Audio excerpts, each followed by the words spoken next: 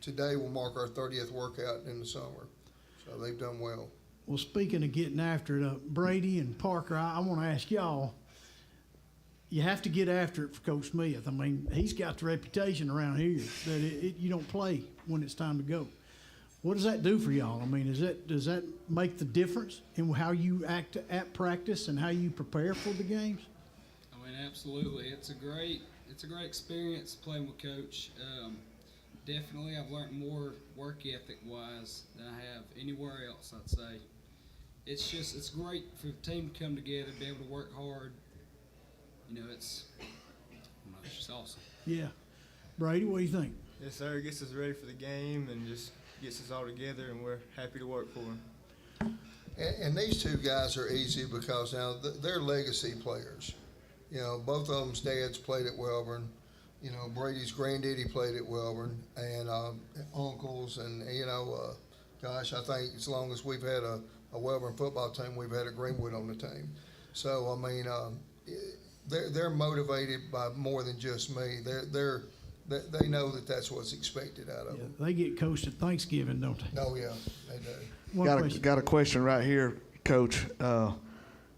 I don't know of any other coach that enjoys a Friday night more than you do. I've watched you for many years, and to have your sons with you, share what that's like on a. I know practice is one thing, but for them to be able to share under the lights on a Friday night with their dad and you with them, what's that like? Well, it's great. You know, it's really good, and both of them. Look, I tell you what, when we were able to get Judd hired, and this is probably, I don't know, 9 years ago, and now Judd extended me. I tell you, his work ethic has kept me going, and then we were able to pick up Jet this year, and man, like yesterday, we were all sitting in the office before we started our workout with the players, and he had to do like an in-service, and he came in and was like, well, how was it? And we didn't expect him to give the answer he gave. He said, man, it was absolutely great. I took 4 pages of notes, but one of the best speakers ever heard. And just that positive attitude, it instantly uplifted me. So both of them has brought a lot to the table for us, and proud to have them. I tell you this, though, speaking of coaches, I feel like we got a great coaching staff. Coach Russell's been with me. He's our defensive line coach, and Parker and Brady both play for him. Well, he's been with me now, gosh, 23 years, and he lives in Birmingham and drives over here every day. And Coach Russell, Coach Houston, his dad was my offensive line coach at Jacksonville State. Both of them do a tremendous job with our line, and then Coach Phillips has been with me. He was a senior the first year we were here, and he's been with us ever since. And then, of course, Judd and Jet. And we have a really good staff, and I'm real proud of them. And the kids are fortunate to have what they got. What do the players call, if they say Coach Smith and all three of y'all look, what are they going to call the Judd and Jet? Coach Smith. Yeah. Come on. Question in the back. Coach Smith, you're fortunate. When I think of Welborn, I think of 3 people, Mouse Waldrop, Mike Battles, and you. Thank you. And I've always been impressed with your ability to balance work-life, or what I think is your balance. How do you go about that, balancing work and life? Better now, a lot better. I don't know. I got into it to try to make a positive difference because that was what was made in me. And then, don't get me wrong. I want to win more than I want to eat when I'm hungry. But now I also want the kids to be better for being with us and not being with us. I think that's what kind of keeps it balanced. Brady, I'll ask you first, and then Parker. Looking at this season schedule, is there 1 or 2 games on there that you like to circle when the schedule comes out? Definitely Piedmont, but I'm just ready to get the season started. That's a good answer. What about you, Parker? I'm with Brady on that one. I think if we attack everybody equally, we're going to be good. There's not one that I'm singling out. I'm just ready to attack them all. Get ready to bring them on. Starting with the first one. Who do y'all open up with, Coach? We open up with J.B. Pennington, but we play Mumford in a fall jamboree. Parker just answered that question. Have y'all watched the series about the Wishbone, where in the 70s where 7 teams won the national championship running the wishbone, and you know Texas won it twice, Oklahoma won it twice, and then Alabama won it 3 times. Well, a lot of our players on the team remind me, and of course they're not talented like the Alabama team was, but they approach things like those teams did then. You know, so we may not be the biggest, we may not be the fastest, but we're going to get after it. And they empty the tank with their effort. And that's when I was watching that series, it reminded me of, you know, Parker and Brady. And actually, that's why both of them are here today, because I thought of them. Talk a minute, Coach, about maybe some of the other players that you didn't bring today that we can look forward to making a difference this fall. You've got a lot of them. You know, Zane Hill has worked really hard in this offseason. He's done well. You know, I tell you, a player that's going to be a sophomore is Coach Quinn's grandson. He's going to be our center, and he's real smart and works hard. And Parker here has kept him in line as much as he possibly can. Ain't that right? And then Sawyer Thomas is our weak tackle. He's worked well. Jaden Henniger's worked well. Eli Wickland. These are our offensive linemen and tight end that I've mentioned right here. And I think everything starts with your linemen, and they've done wonderful. We've got a defensive tackle named Juan Hernandez that has showed tremendous improvement. Him and Parker and Juan, when we were testing them this week, both of these young men on their 6 main lifts, both of them went over 2,500 pounds. And, so that's very impressive. Wow. And so, you know, man, and I tell you, we got a couple of freshmen, Caden and Braden Horton, that are twins, that are working really hard. Isaiah Amerson, he actually went to Hope second semester and then transferred back with us. And he was our quarterback last year, and he's worked really hard this summer and hadn't missed a single workout. And, you know, Maurice Traylor has not missed a workout. He's going to be one of our running backs. Demarion Tippins. Just had some players that's really worked hard this summer and that are a joy to be with. We've got a core of, I would say, when y'all say about 15 to 18 guys that are, you open the door, they're there. And they put forth a lot of effort. I'm sure I've probably left out some players, but I'm very proud of this team right now, and I've been proud of them since we started spring training. We got a question in the back. After starting last season very strong at 6-0 and then ending 0-4, what are some key details to make sure that you win those very close one-possession games? Well, I tell you what it is this right here is that in a smaller school, this is a balancing act. To keep them healthy and still improve them. You know, the last few years, we're trying to keep improving practice-wise, but then also try to keep them healthy so that we can finish the season strong.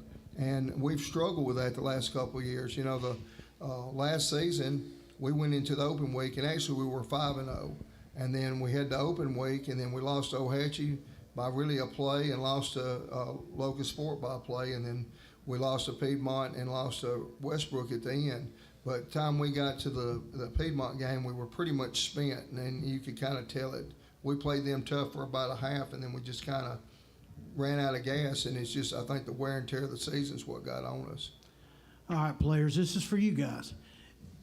When I think about Jeff Smith, coach, I think of a guy that's serious, and it looks like he takes it serious. Are there any times that he lets up and y'all have fun with him, or is he just all the time right after? Very few times, but most times he's always after it. Now, Parker runs track for us. Now, Parker, tell him the truth now. Well, it's way better than track. Less stress for sure. Yeah, way better experience over there as far as WAXC. Yeah, so y'all do have some fun times when you're out there. We have a lot of fun times. It's just not like this the whole time, you know, so. I'll follow up on that. Last year at the county track meet, Coach, I saw you and Judd down there, and you was cutting up, and I'm thinking, man, this ain't the normal Coach Smith I know, but it's a little bit different, isn't it, Parker, for track and field, because he takes football so serious. It's always serious for people on the hill.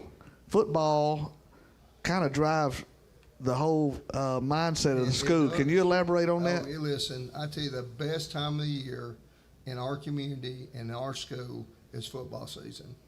school is starting, the team's playing, the cheerleaders are out there, the band's playing. That is when we're at our best. And when the season ends, I think both players here would second me on this. It's like we go through a depression, till we get, the light seeing for the next season coming. But this is the best time of the year. And it's, again, I've mentioned this before, it's like Christmas. You work all year long to get to this point right now, and it goes by like that. And so, this is an exciting time. I want to mention this.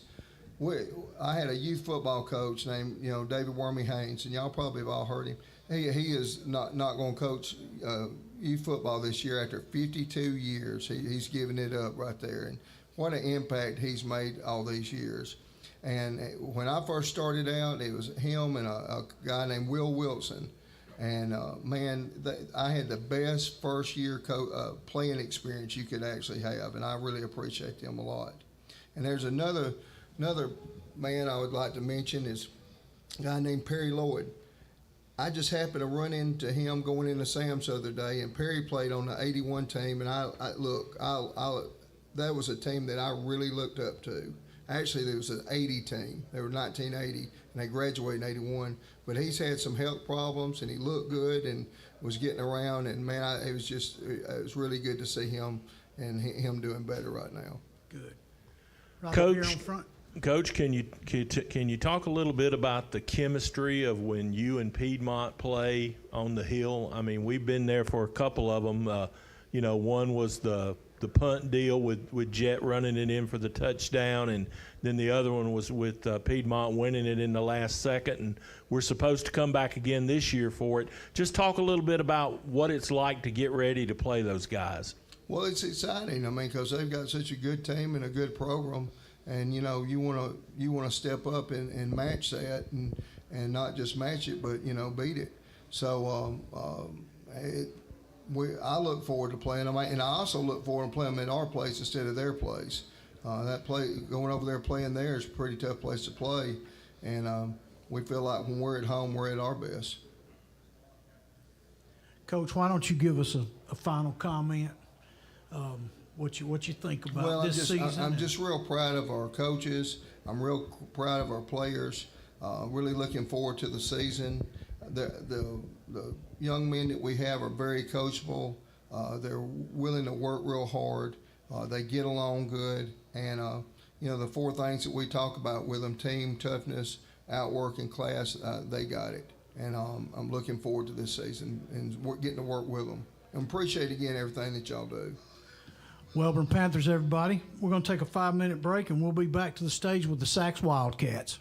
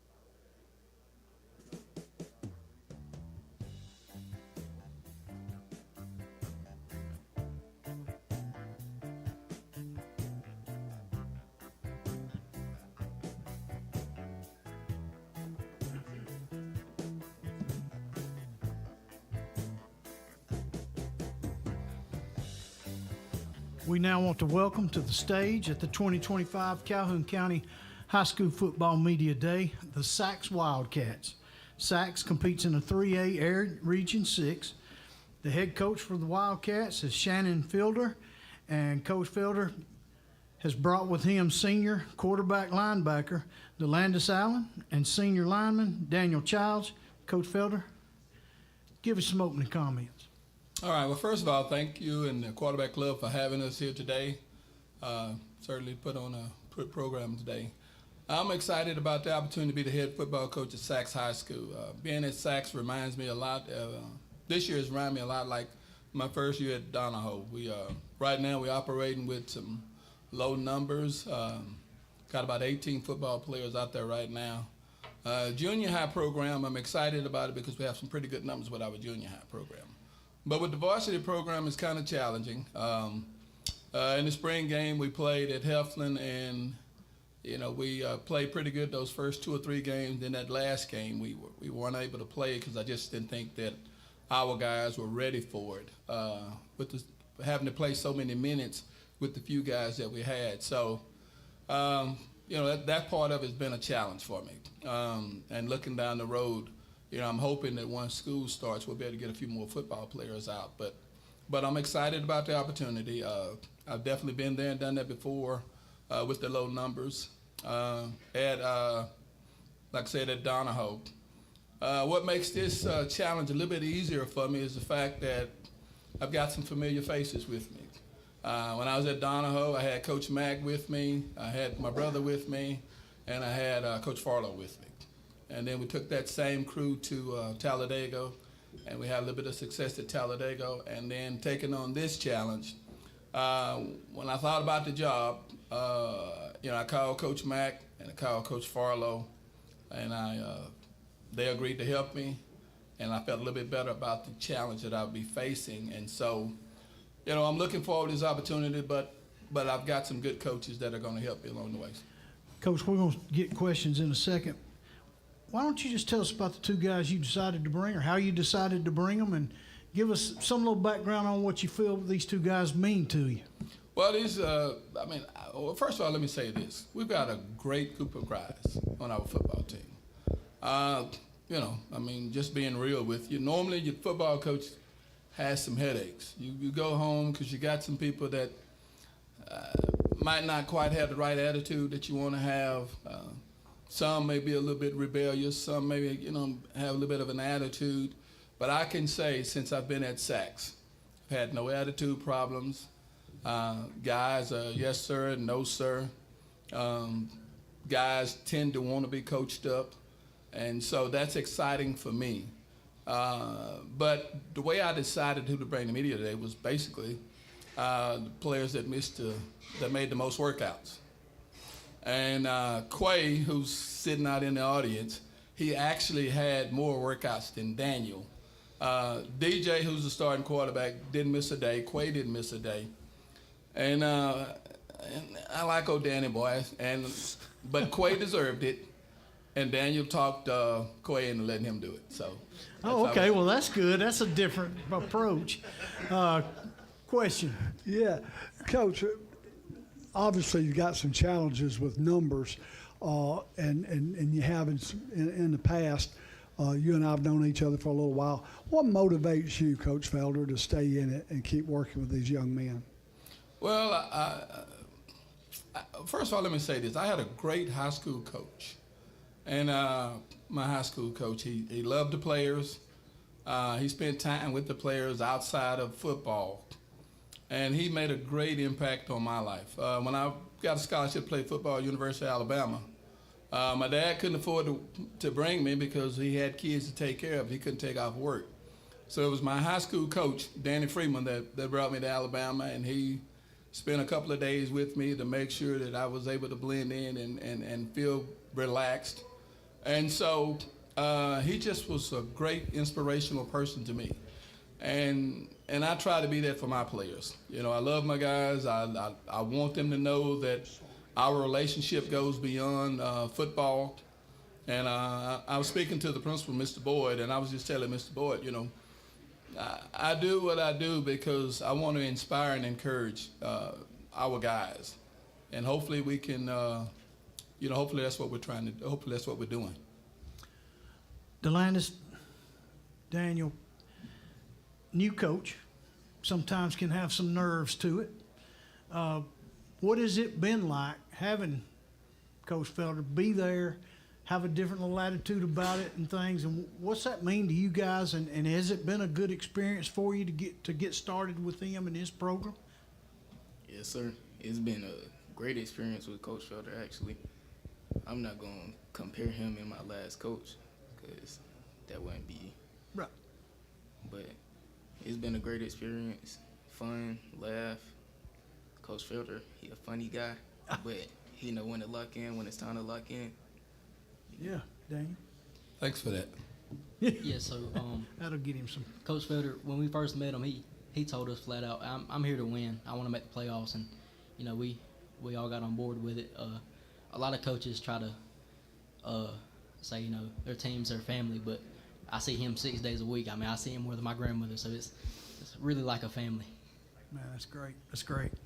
Question. Got a question right here for the players. Now that you've had a little while with Coach Felder, what's one thing that makes him the most upset during a practice or whatever? When one of the other players do not pay attention when he's explaining something. So like it'd be someone on the left side and the other person on the right side playing the same exact position, and he doesn't listen when he tells him what the other side to do, and he has to come back and explain it to the other side. Anybody that's given, you know, halfway effort, like he's big on not cussing, but he'll let some words fly when he sees somebody not giving effort. You're not supposed to say that. Yeah, soft words, but sometimes it takes it. Coach, you've been doing this a long time right here on the front. You know, every team takes on its own identity. When you think about this campaign this year with the guys you've got, what's the one thing that excites you the most about this fall with this team? Well, just that they just a great group of young men. I mean, they just I miss them when I'm not with them, and I'm with them almost all the time. But you know, I like to laugh and joke and play when I'm with them. But like I tell them all the time, you just got to know when to do that. You know, when we get on the football field and when I'm talking to them, and it's all about the business. But I mean, it's just a great group of guys. This is I've said this before, and I've had some pretty good kids, but this is probably, you know, one of the greatest groups that I've worked with, and I'd say a lot of them I had at Donahoe as well, but this is a great group of kids to work with. Coach, this is really for the three of you. You mentioned low numbers, so kind of touch on when school starts, what are some things that you're going to do to increase that, to get out and recruit folks? And to you two players, what are you two guys going to do to get people more involved? Well, I'll go first. Well, again, under normal circumstances, if the kid doesn't go through spring training, they're not going to play. But with me being a new coach and me not being able to be in and talk about, you know, the things, the way that I want things to be and the way things will be, I have to let those people that when schools start come out and play. You know, I've got to get them that opportunity. And, you know, and we need some more players. And I'm expecting that we'll get a few when school starts. But more moving forward, if they don't go through spring training, they're not going to play. When I get to school, I'm gonna try to like encourage people to come out, and I'm not gonna beg anybody to come out, but if there's something in their heart, I'm gonna try to encourage them to do it, especially the bigger guys, because we have a shortage of linemen right now. And yeah. Yeah, I'm more worried about the guys up front. You know, we got a limited number. It's gonna be hard to rotate us in and out. So that's really what I'm looking forward to, getting big guys on the team. If I'm lucky, I can get 3 or 4 in there. Coach, first, welcome back to the county. Thank you. You talked about your team numbers for just a minute, but talk about your overall numbers. It seems, looking at this from a distance, that Sacs almost needs to maybe go down to 2A to kind of be able to get things going again like they used to in years past. I'm not going to say we need to go down. I mean, you know, we're going to compete wherever we are. Whether we're 2A, 3A, we're going to compete. So I'm not saying we need to go down. We just got to get better. That's the bottom line. You know, it doesn't matter if you have 1,000 of them out there. If they can't play football, it's not going to make a difference. So we just want to work on getting better. We've got 18 out there right now that want to be out there, that are working hard, and we feel good about our opportunity with those 18. And hopefully when school starts, we'll get some more, but if we don't, you know, we'll be ready to play on the 22nd. This is kind of a loaded question, maybe, because I know that your school is a victim of losing players. That's kind of become a statewide thing. Any clue on how to address that? Say it again. Well, having a player this year that's gone to another school. Well, you know, well, first of all, we want the kids out there that want to be out there, and we want kids that want to be at Sacs. You know, we feel like we have a lot to offer at our school. I think there's a big upside to being at Sacs. I think the future at Sacs High School is bright. And, you know, and I think that if somebody wants to go somewhere else, then so be it. But, you know, we're going to maintain with what we have, and hopefully we'll build on that. But, you know, kind of like what DJ said, you know, we're not going to beg people. You know, we'll get it done with what we have. Coach, we're going to get any more questions? We're going to give you a chance to give your final comments and let you guys go eat some lunch or whatever y'all doing out there with the media. Well, again, thanks for having us. We certainly appreciate being able to participate in this. Like I said before, I think we got a good group of guys. We have work to do. I think the future for us is bright. I'm excited about being here. I'm excited about being back. I'm excited about the administration. I'm glad to see that the principal and assistant principal are here.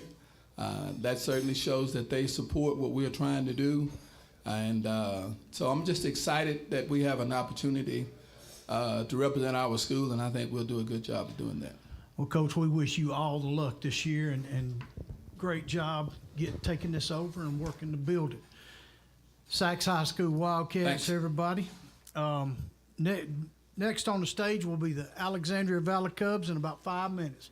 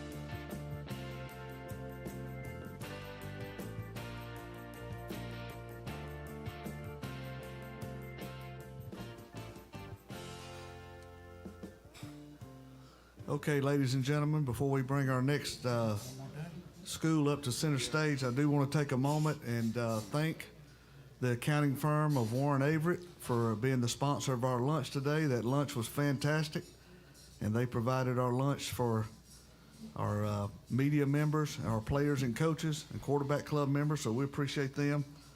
And you'll notice on the little program that you have on the front, all of our sponsors. We could not do this without our sponsors each year contributing money so that we can do the lunch, the stage, the backdrop, everything that we do for Media Day for these coaches and players could not be done without our sponsors. So when you see them out and about in our community, you thank them for what they do for this Media Day. Okay, we now welcome to the stage at the 2025 Calhoun County High School Football Media Day, the Alexandria Valley Cubs. Alexandria competes in 4A Region 6. The head coach of the Valley Cubs is Todd Ginn. Today, Coach Ginn has brought with him junior quarterback Cole Wheeler and senior lineman Parker Nemeth. Coach Ginn, we will start with your opening comments, sir. Well, just glad to be back. Glad to, I think this thing, obviously you look out over here, it gets bigger and bigger every year. Our group is ready to get going. We've been ready, I think, since we got put out by Brooks last year.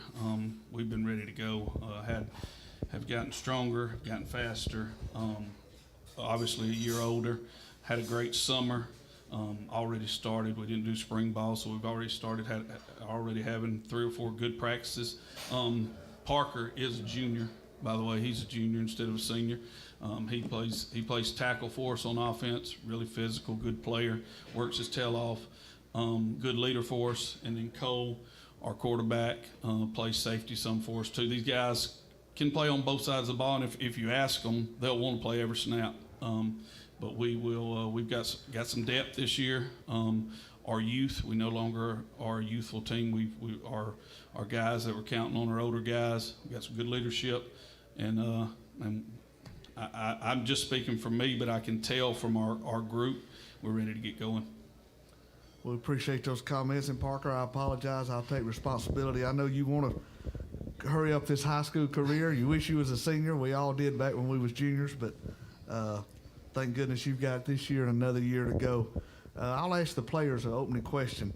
As you get ready for this fall, every team takes on its own identity. What do you think is your stronger point right now? Would you say, Cole, I meant you're the quarterback, but would you say the offense or the defense is what's going to carry the team to start with?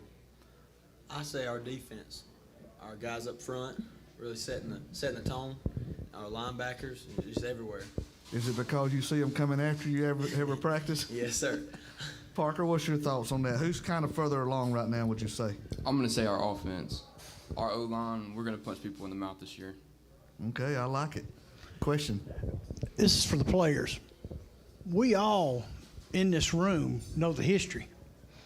His dad, that school, what does that play in the minds of you guys when you go in, you put on that helmet? I mean, I'm sure he tells you about their history. I hope he does, but I mean, Alexander's got a reputation. Do y'all feel that? Do you feel the responsibility to add to that now that he's coaching and not just his coaching, but what you guys want to do? Yes, Cole? sir. Yes, sir. We gotta work hard and we gotta win. That's about it. I feel there is a lot of responsibility being a Valley Cub because there's a lot behind the orange and the black, and it's not a responsibility to put on the orange and black. It's a what's the word? Privilege. There we go. He's used that before, hasn't he? Joe? Todd and Cole, too, I'll ask you the same question, but not many teams in the county have a third-year starting quarterback. Just talk about where Cole is in his development, and Cole, your thoughts about that, too. You know, we put a lot on Cole. Cole is a man. He and me and his dad and his mom. His dad played. He was younger when I came through, but he was a 10th grader when I was a senior. So we go way back. And Cole, I've just got to watch Cole grow up. And Cole's our kind of guy. I mean, he's a hard-nosed son of a gun. He's going to, we have to. When he's at safety, we have to pull him back. He reminds me of the Jake Welches that used to play for us, and they're quarterbacks, but God, they love to hit you, and they're physical, and we count a lot on him. Even as a 9th grader, when he was starting, we knew coming up that Cole was going to be a really good player, a really good quarterback for us, and now that he's a junior, I can look at him and say, Cole, hey, we counting on you to help us win and lose games. We're not wanting you to keep us from losing, and just man, we want you to help us win the game. And Cole takes on responsibility really well. If I'm being honest, he probably overthinks some things sometimes. That's his fault. He thinks too much. But you always want to have that in a guy that's your quarterback, that he sees the field well. I think his development as he's grown, and that goes for both of these two guys. I think we counted on them. You started when you were a 9th grader as well. We've counted on them so long as young guys, and when you're young, if you played sports at all, when you're young, you quickly find ways to get the heat off of yourself. You say, hey, it's so-and-so's fault I didn't make that pass complete, or Nemo didn't make his block this time, and that's what happened. And that's not how you get the respect of your players. It's not getting on them. It's, hey, let's find a way, no matter what, to make this thing happen. And I've watched Cole and Nemo both turn into, hey, how can I take something that's not my fault, whether it be in practice or a play, and turn it, and instead of blaming somebody else, how can I take that and build us up and make us better? And me basically say, like Nemo say, hey, my guard didn't pull this time. He didn't do what he's supposed to do. And instead of yelling at him because he didn't pull, hey, I should have told him before the play happened, hey, make sure. And instead of Cole saying, why didn't you run that route? Well, I'll put it on you next time, even though it's not their fault. And that's one thing I think. I just watch these guys. That's what's so great about coaching, is you watch guys that care about Alexandria, which these two really do. And there's a ton of players with it. We've got a ton of players we could have brought this time. We've got a lot of good leadership. But guys, too, that care about Alexandria, that are great kids, which, like he said, he said it. We're going to punch you in the mouth this time. We've got a physical mentality. We've got that back. So everything, I just really, I let these guys take ownership. I feel like we're back to being what Alexander's all about. Yeah, for the players, as a former teacher, I'm always interested in how do you balance out your school studies and the commitment to the football team, but still do both of them well? I've always been taught school first, then football. So I'm excited for football, so I just get the school done real quick and make sure I get good grades and then go right to football. Yeah, we're called student athletes for a reason. You prioritize the schoolwork. I've got to ask Cole. I don't know how we've missed this the last couple of years, but were you named after Tom Cruise's character in Days of Thunder? I don't think so. But have you watched? I'm sure you've watched the movie, haven't you? I have not. You have. I knew you was going on a limb there. He had no clue. I could tell you that. Well, you need to do it because it'll help your swagger. Yes, sir. All right, I got a question right here for the guys, the players. Your coach a few moments ago used the phrase, he's our kind of guy. What did Coach mean by that in your words? What is he trying to say when he says so-and-so is our kind of guy at Alexandria? Gritty, doesn't lay down after when they're tired or hurting. Physical. If you can play physical, you're our kind of guy. Okay. I will throw in this, and it's not my question, but humble. Humble. These two guys are humble guys. So that's really big. You know, in today's age, everybody wants to talk about how great they are and how this and how that. But being humble and then doing what they talk about. And I can tell you right now, they love that orange and black. They love it. They love it. So being my kind of guy is what they said, but also you throw in humility and a love for the orange and black. That means more than a lot of other things. Just getting to put on that orange and black every Friday night is a big deal to these two guys. Does that always equate to wins? No. I you know, shoot. I hate to bring up 2 years ago, but these two guys were part of it. And I still think we went 1-9. And I still think we coached harder as a coaching staff that year than I've ever coached in my life. And you're 1-9. And we had some young guys that we knew loved Alexandria. We knew loved us as a coaching staff. We knew they know we love them as players. And no, it didn't equate to wins at all, but it's going to equate to wins 100%. You saw it last year. You'll see it this year. You'll see it next year. It's going to continue to equate to wins, being what's considered our kind of guy. Question. Back here. Coach, good to see y'all. How are you? You know, you mentioned being close to being back to the way Alexandria football was in the past. You know, just talk about how huge of a factor that is this year, you know, going into a region, you know, a stacked region.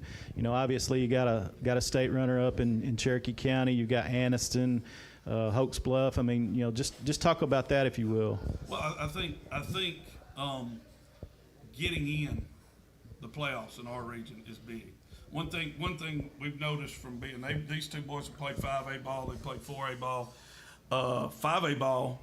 We had some great records, got in, and then you run into Parker and Pleasant Groves and some of those that were just stacked up, and you feel like, we're the underdog big time. You know what I mean? Even though we're the 1 seed in the region or the 2 seed in the region.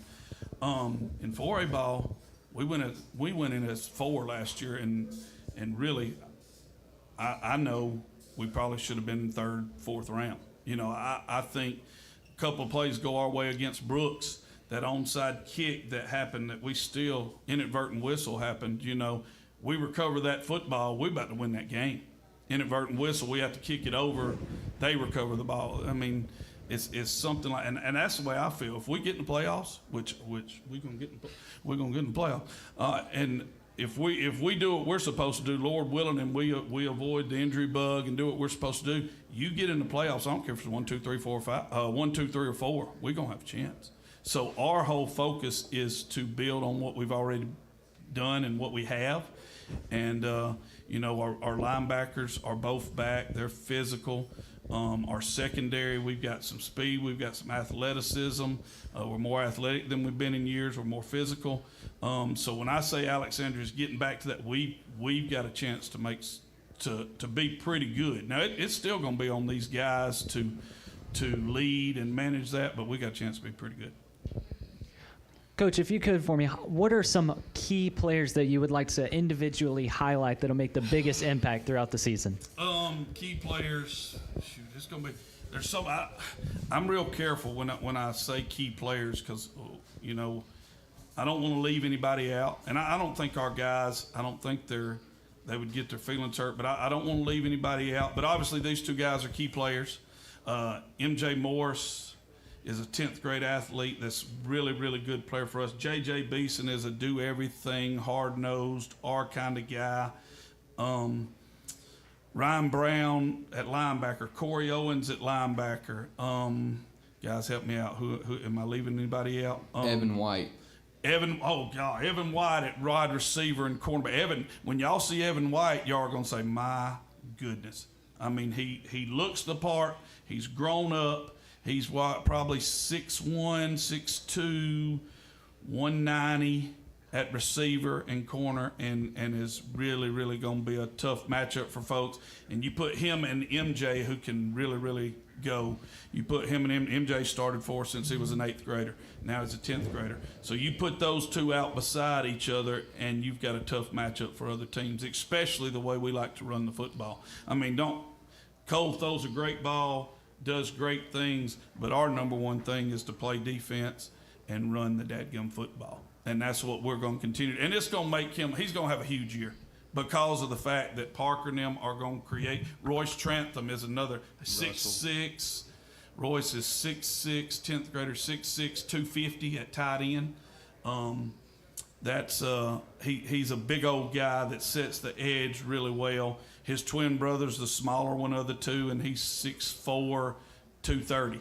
And he's looking to play center and guard. And we got, I could just mention a lot of guys coming back that we've got a lot. We graduated a few folks. We got a lot of guys coming back, and we'll have a lot of guys coming back again next year. So, if the guys do what they're supposed to do, our job, I think, and what we found out last year with these young guys, and it's so tough this day and age, is the high school football season's so long. So we put all this pomp and circumstance at the beginning, but my job is to kind of say, hey, the important part's when the end.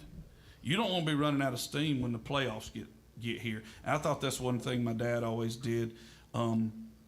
We would start off. Well, now it wasn't as big because back when Dad coached, you were in areas, so four area games. So the first half of the season, you wasn't worried about wins and losses. They didn't keep you in or out of the playoffs. Now, with White Plains coming week 2 and Anniston week 3, you have to really torque things up and get ready to go early. But really, we won't be playing our best football, down the stretch. Coach, we're about out of time, but how do you replace a guy like Cleet Forrest? You don't. You don't. You know what so I mean? Next question, right? You don't. How do you replace who I think was? Alabama Mississippi game. If anybody watched that game, he's unreal good. Jack States, you go watch him. He's up there. He's about to be one of their kickers. You know what I'm saying? He's going to be kicking extra points or field goals. You don't replace a Cleet. Now, we've got a guy coming in that's been a soccer player all his life that's going to kick really good. He's never kicked a point in a game, but he's going to be really good. But is he going to replace Cleet? Absolutely not. Cleet was a leader.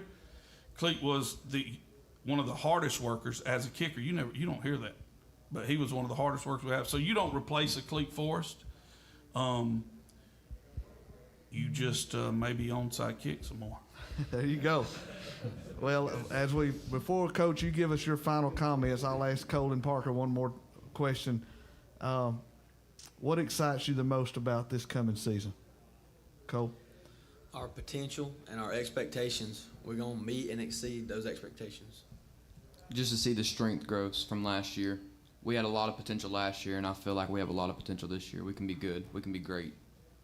Well said. Coach, your final comments. I think what these guys say in the weight room, the little things, if you look at our numbers and our growth, of course, we've been young, and obviously their bodies are filling out, but our weight program that Bryant does is really, really good.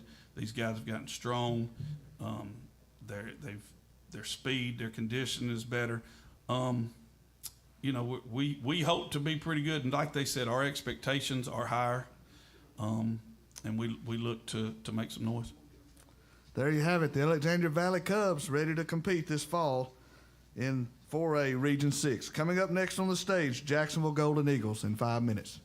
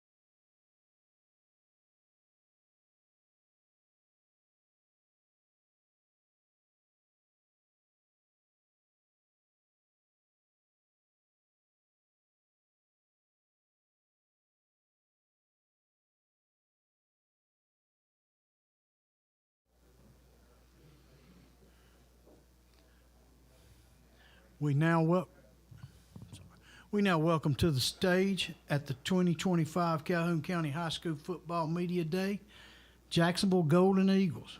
Jacksonville competes in 5A Region 6. The head coach of the Eagles is Jeremy Sullivan. Today, Coach Sullivan has brought with him senior center Ben Pridgeon, senior defensive back Xavier Moore. Coach Sullivan, we'll start with your opening comments. Yes, sir. We're happy to be here. Appreciate y'all having us. This is a great event. Of course, this is my first time here. This is my first year at Jacksonville. Spent the last 8 years at Boaz, and been in a lot of places around the state before that. It's kind of like coming back home for me. I played at JSU, coached at JSU, late 90s all the way to 2008. So I'm very familiar with the area and a lot of the people in the area. So it's been a lot of familiarity. It's been kind of different taking a new job where you kind of feel like you're going home. But I've met a lot of people with a lot of JSU ties. Feel like our players have responded well to having a new staff, new coaches coming in. They've done a great job there for the last, last few years. They've been a good football team. Coach Smith and those guys have done a good job, won a lot of football games. So it's kind of a different for me too, taking over a place that had been real successful and just trying to keep it going and build on what they had accomplished. But I think our players are buying into what we're trying to get them to do. They're hardworking kids. A lot of fun to be around. I've really enjoyed my time there so far, getting to know those players and the people in the community and the people at the school, and just already felt like we've built some really strong relationships there that have been very enjoyable to make. We're looking forward to getting the season started and seeing where we can get as a football team. Question. Got a question right here, Coach. You alluded to it briefly about coming into a program with a pretty good history over the last decade. If you take over a program that's been down, there's no way to go but up. But with a city and a school system like Jacksonville, the good thing about having success is you've already got that community support. You've got that facility that's super nice there at Jacksonville.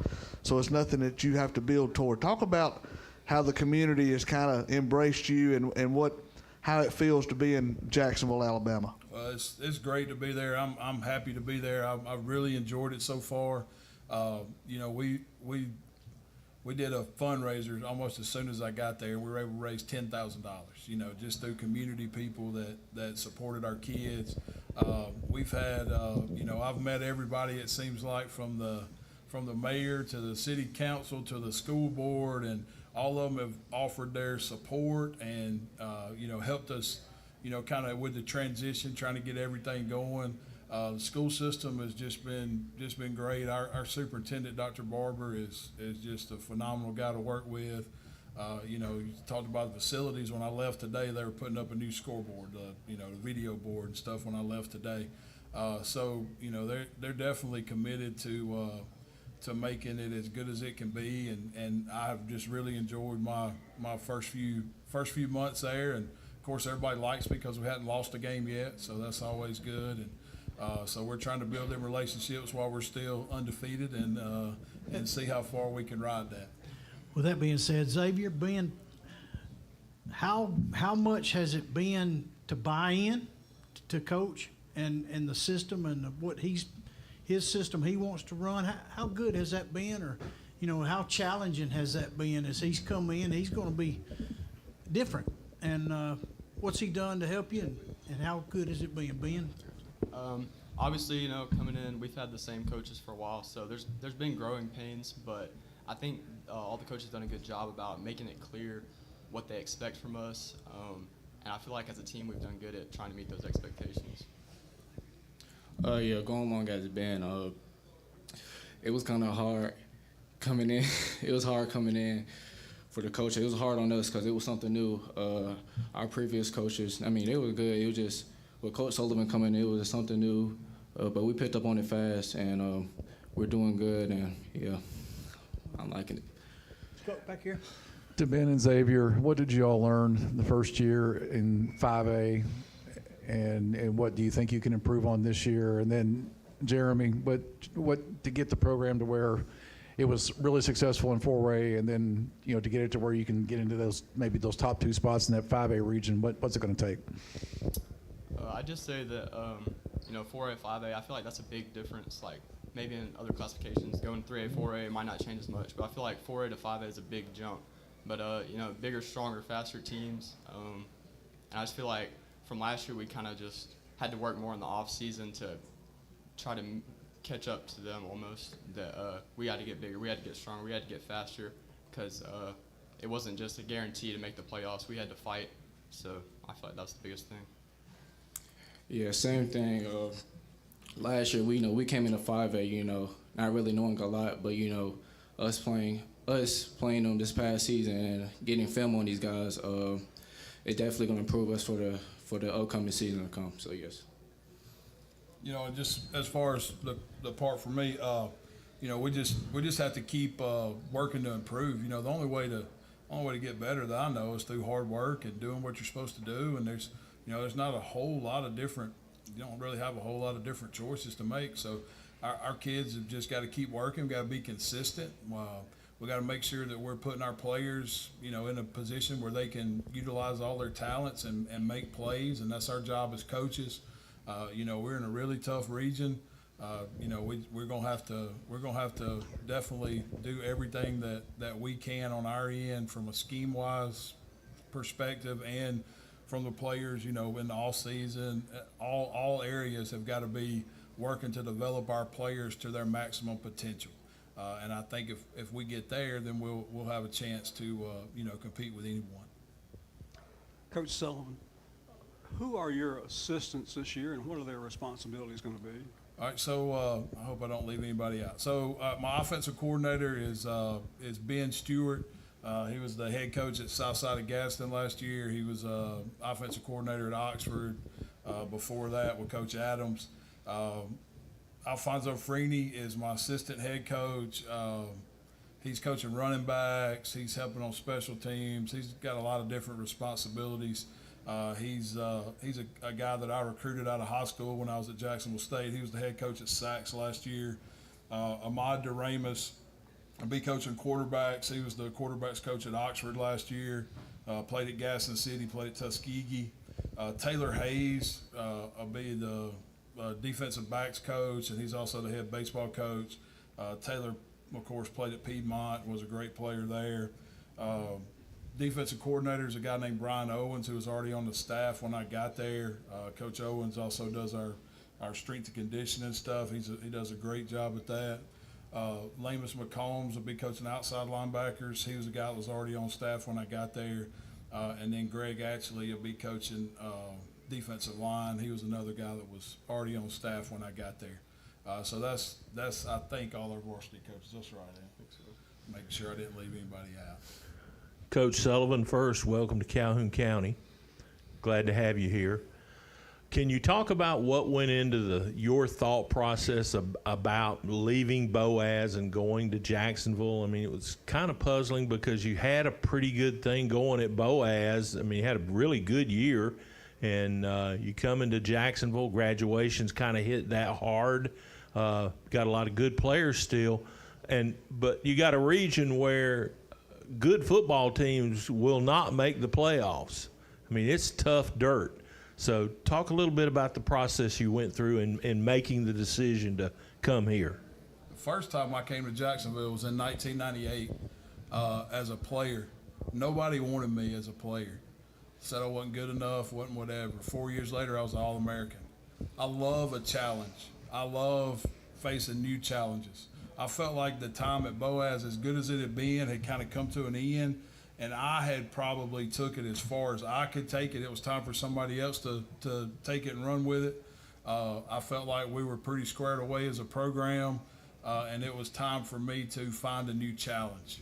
And so that was the biggest draw to me. And then the success they've had, and the location and a lot of different things. But that was probably the biggest draw to me, was the challenge of, going to somewhere else. And I think this is probably the last one I got in me, but doing it one more time where we kind of started over and tried to make something, tried to improve something. I got a question right here. This is for Xavier. As a defensive back, when you're breaking down or watching film on your next opponent and you see they throw the ball all over the field, does that give you a little bit of extra energy in practice, knowing that you got an opportunity to not only play good defense, but you may have, a better game? And that's what defensive backs want, right? Yeah, so that fills me up a lot, especially coming into the week, because teams that we play 5A in our region, they most likely like to run the ball a lot. But, whenever I see them throw the ball, or a team like that to throw the ball, then it fills me up and I'm excited. So, yes. Ben, this question's for you. Being a senior, you've seen a lot of ball over the years. What excites you the most about this season? I'd just say that as a senior, this is our team, so it's exciting to be able to step into more of a leadership role, but also just to go out there one more time with my guys and just see if we can get a little bit further than we did last year. Joe? To Ben, both of your head coaches at Jacksonville are former offensive linemen. What do you feel like you've learned from playing under them? And then Jeremy, what do you see in him as the guy that's going to lead your offensive line? Yes, sir. I've already learned a lot. You know, we've only been doing this for a couple months. We're just now putting pads on, but I just feel like they both have great mindsets when it comes to technique, and it's like I said earlier, we know what's expected of them whenever we go out there. There's no gray area or anything like that. So when they tell us to get something done, they're really good at explaining how to get that done and explaining why it needs to be done the way it is. Ben is a super smart kid. He's always in the right spot. He's tough. He's very coachable. He's a leader of our line. He kind of keeps everybody else going in the right direction. He's been just a lot of fun to work with over these past few months. I wish I had more time with him. He's Coach Ogle that was at Jacksonville a few years ago had told me about him before I even got there, and he was exactly right. He's a really fun player to coach. Coach, you mentioned a few minutes, this could be your last one. What drives you? What still motivates you to coach? It's a lot of work, a lot of time. I used to just almost completely be driven by wins and losses, and I thought that was really all that really mattered. And in the last, I don't know exactly when that transition happened for me, but it's become a lot more for me about changing kids' lives and making a positive impact on them for their future. Some of the best wins I've had over the last few years are seeing former players and, people that I was associated with that have gone on to be successful, and knowing that, maybe I played a small part in that. And, I hope one day, running these guys, 5-10 years from now, and then be making a lot of money and, have a family and being a great father and a great dad, and, seeing kids develop into that from, 7th grade, being with them the whole time and see them develop in that has just been, that has really become the best part of coaching for me. Don't get me wrong, I want to win worse than anybody. I hate losing. I used to think I love winning. I think I just hate losing. But I have really, as I got older, that has really become, my more of my focus than the football is past that, and what I can do to help them get to their next step. One final question, Coach, and then you can finish up with any comments that you'd like to make. The continuity of the team, you coming in, do you feel the spirit? Do you feel something good happening as you walk in the door and you got all these players that have played well together? Does that make you excited about what you're into now and the ability to move it forward? Absolutely. The kids have just worked extremely hard for us since we got there. And really, as a coach, all you can ask is for your kids to do what you ask them to do and work hard as they can work. And I really feel like that our players have done that. We got a great core group that it's just a lot of fun to come in and coach them every day. They're talented kids, but they're great to be around. Great personalities, just great people. And I have really enjoyed getting to know them and being around them over these few months. I look forward to, facing the season with them and the challenges of the season, the ups and the downs, and hopefully we can find a way to have a few more ups than downs. And then final comments right here. I appreciate y'all having us. It's been this is a great event.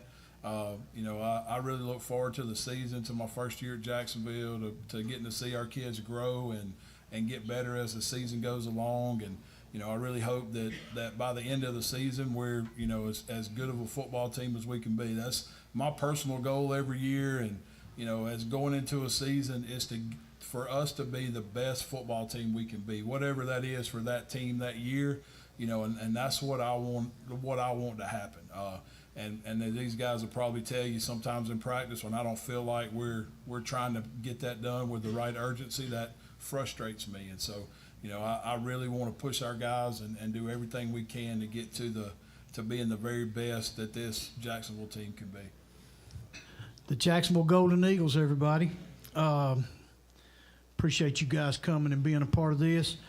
Donahoe Falcons will be on the stage next. Give us about 5 minutes and we'll get that going.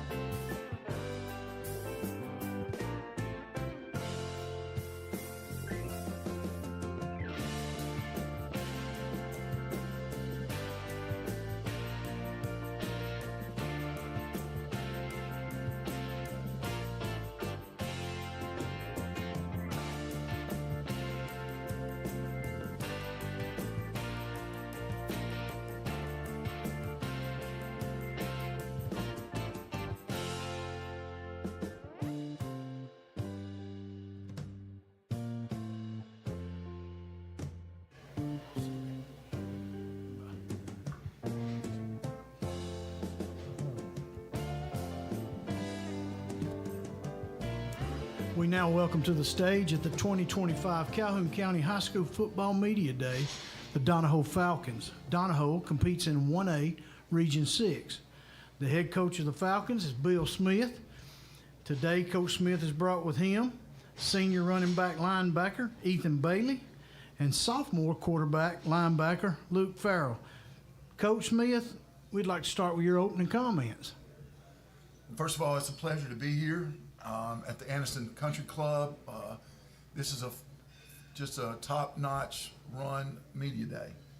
And I don't know because I've done a few of them. Yes. All over the state, but this is well run, better run than any I've ever attended. I always look forward to the food, and the questions are always pertinent, and everybody's friendly. And of course, everybody that has sat on this stage is undefeated so far this season. That's good. And so everybody's in good spirits, even though the heat index is 105. But I brought with me two outstanding young men, and let me first say this about the Donahoe School. I'm starting my 34th year, and these are the finest young men that I've ever been around. And we're not supremely loaded with 3, 4, 5-star talent, but we've got outstanding young men. Hopefully we are going to outwork people, and hopefully we can win some games because of our character, our selflessness. And just to say something about these two gentlemen right here, our starting quarterback was a starting left guard last year on the offensive line, and starting linebacker as a 9th grader. And so, and Ethan, this time last year, we moved him from offensive line to running back. So they're sort of living the dream, going from offensive line to quarterback and running back. And so, but to have kids that are team oriented and team first, especially in our culture that we're living in today, where it's not just about me, so I really want to brag on David Noon, our head of school, and Steve Gendron, my athletic director. They make my job a breeze. And Coach Gendron, I told him after I leave here I was coming to mow the football game field, and he said, "I've already mowed it this morning, Coach." So I have that kind of people around me, and it's just a pleasure. So we hope we can win a few games. Well, let me start off then with a question. You mentioned Luke here, a sophomore. Luke, tell me, I mean, you're the only sophomore today that I've seen. So I know that makes you grow up early. Wouldn't you say, Coach, that you have to grow up to that position? It does, but it's a testimony to Luke. All four of our coaches, my 3 assistants, and myself, unanimously chose these 2 young men. Well, Luke, I want to know what your feelings about being put into this leadership role, and what has Ethan done being a senior. Is there a correlation there to looking at him? And Ethan, you can comment after Luke on what it's like to lead when your quarterback is definitely younger than you would be. Yes, sir. So far, I mean, we had an opening 7-on-7, and we kind of hit the struggle bus a little bit. And Ethan was there for me. He really cheered me on in that, helped me get out the low, because it's not an easy task changing positions just like that. But I'm gonna go to the position where my coach tells me to. That's best for the team. So that's what I'm gonna do. And Ethan's helped me a ton this year so far. Ethan, what has that role been like? Not just for him, but the whole team. I mean, Donahoe's got their struggles, but you are up here leading them. And what do you think about how that's meant to you and what you mean to this team? Definitely having a leader role for all of them, trying to help their mentality a little bit, because most of the team is real young, right? So they haven't learned that mentality that they got to keep on pushing, probably, most definitely, and helping them do that is amazing. So helping Luke is probably one of the best, because he's the quarterback, right, especially being so young. Yeah. Question. A couple things for the players. First of all, I just spoke to your parents, but Luke, your great-grandfather gave me my shot at coaching at Anderson High School 100 years ago. So thank you. But anyway, for you two guys, just curious, did you want to move from the offensive line to these positions, or were you told to move that you were going to move? I mean, to be fair, I was told to go to this position, but wherever Coach tells me to be, that's where I'm going to go, and I'm going to give best effort wherever that is on the field, just for the team. I told him nicely. I've been a quarterback coach since 2000 and a spread offense since 2000, and Luke has a chance to be really good. Ethan? Last year, all summer, I'd be begging Coach. He was begging me. For running back, I say, well, we'll think about it. It's under advisement. We'll think about it. And even with the past coach, I was begging him, but never gave me a chance. So I got that one chance to do everything I could and make the best out of it. Got a question right here on the front, Coach. We've had a lot of schools come through already today, from 6A on down. And I'll say it every year. I don't care if you're competing in 1A or 7A in this state. You're gonna play some good competition. Absolutely. Because that's the equalizer in all this. You got, for the most part, now 1A, you can have, different size classes, and then 7A you can, but for the most part, 1A you're gonna have similar schools. And talk about that level of competition, whether you've got 72 players dressed out or you've got 18 or 19 players dressed out. Coaching is still coaching. Oh, it is. I've been the head coach at Shades Valley and at Huffman. At Shades Valley, we were competing against. We got beat by Hoover 2 years in a row in the playoffs.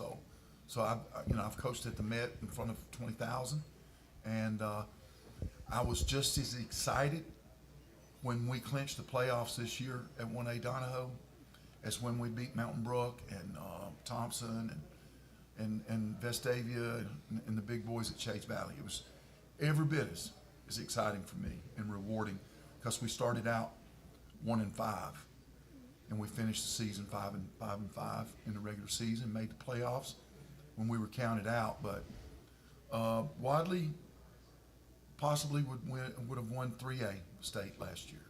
And that's not a shot at 3A. It's just how supremely talented they were. Winterboro, very, very talented. Our region has got a lot of talent in it. Fayetteville, it started the year really, really well and had 2 or 3 major injuries that really affected them. So it's going to be a battle to make the playoffs, especially losing the 6 seniors that we lost last year. And but I didn't know if we would have the leadership to step up and immediately, in the absence of those 6 seniors, these 2 especially have. Guys, I've asked this of a couple of students, and knowing Donahoe's rigorous academic standards, how do you balance that out? Your schoolwork, your athletic work, and make sure that you excel in both of them. We have tutorial at the school. At the end of the day, we can go to tutorial and meet all the teachers and get them to help us with our schoolwork, and our parents help a lot with that too. That's so we great. probably get out around 6:30 for football. We'll go back home, probably do some schoolwork, and even we have study halls in school to have time to do our work too. So that helps a lot. Yeah, every student at Donahoe has one study hall, and also and they utilize it. When I went to school, we had study hall. I remember in junior high, and that was the biggest waste of time ever. I enjoyed it because me and my buddies just goofed off. But the Donahoe kids, they utilize that time in study hall. No goofing and off. then tutorial, and obviously, if they've got a C or lower, I mean, they're at tutorial, and I don't get them the first part of practice. But that's fine. That's the culture of Donahoe, and for the most part, our kids, I mean, they toe the line. Our GPA is extremely high. I'm so proud of the accomplishments. Our senior class only had 30 last year at Donahoe. 10 out of the 30 made 30 or better on the ACT. And the average ACT score was 28. And then the AP scores were off the chart. And so just wanted to give a shout out to Donahoe. It's impressive. Yeah. This is for the players right here on the front row, guys. We see your coach come in here year after year, seems to be happy-go-lucky, smiling.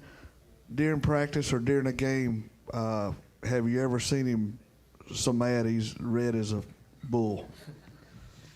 What makes him mad? I would say not running plays correctly and not running them to your best ability. And then maybe just showing like a little less effort than you normally can. Really gets on his nerves a little bit, and he'll start to look like a tomato a little bit. In the wintertime, he would get so mad that his head would be steaming. But whenever we start dropping our heads, we don't have as many players, so not many people switching out. So when we start dropping our heads and start getting down tired, he'll try and fire us back up. But Is that pretty spot on, Coach? Is that what lack of effort? Does that get you every time? Lack of effort is, you can control your effort, intensity, your motivation. Body language is a big one for me. I do not have negative body language on the football field, and that's a crusher right there. Well, Coach, I'll ask you something. You probably don't have the amount of players that you had at some of your other stints. And judging from what we've seen today with you moving these guys around, how difficult is it to assess talent? Obviously, you're looking and you got this lineman and you're going to put him at quarterback. Do you have times where you try to assess their talent so that you can move them around? Is it difficult or is it challenging in some kind of way? Oh, it's very challenging. I mean, we only have about 15 males per grade. So I'm not going to have 15 seniors ever. Because everybody's not going to play. It's not for everyone. So, but it is a challenge, and I knew I was losing Kai, our quarterback, last year. Had a really good year, and Luke gives us our best chance to win. And I'm telling you, done this for a while. He's got a chance to be a special quarterback. And so at Donahoe, it's the next man up. I mean, you got to play, and they do a great job. All peer pressure is not bad. Positive peer pressure is really good. And so when you have accountability, otherwise known as accountability, and so they keep each other accountable. And so that's a great, and I've mostly been at high poverty schools. Well, I've always been at high poverty schools, Title I schools. So this is a lot different, but it's human nature is human nature. So team culture and is extremely important, and we have it at Donahoe. Let's wrap it up right here. We'll ask one final question to the players, and then, Coach, you give us your final thoughts as we wrap it up. But Luke and Ethan, what most excites you about this fall at Donahoe with the football? What are you looking forward to the most? Ethan? The Friday Night Lights. I mean, nothing beats it, right? But definitely learning each other, especially with the new players. We have a lot of new players, especially young ones. So trying to get them to learn how to play, inspiring them, motivating, all that kind of stuff gets me fired up for the season. So. For me personally, last year our opening game was against Galesville, and we had a loss to them. And I really want to get back against them. That's kind of puts fire in my eyes to get back at them. And then especially we have some younger guys, and I can't wait to see them exceed and do great. And I see a lot of potential in all of them. We have a tight end, Noah McClendon. I think he's going to be a stud one day. I really do. Phoenix Rainey, he's going to be great. Kyler Brooks, Donovan Barr, they're going to be some big names coming up. I got a feeling. Coach, any final thoughts? As well said. I meant to mention a few more names, but very, very, very well said. And I think for me, it's there's not a lot of expectations on Donahoe making the playoffs from a lot of people because of the young men that we lost. But you know, I love the grind, and so it's about start.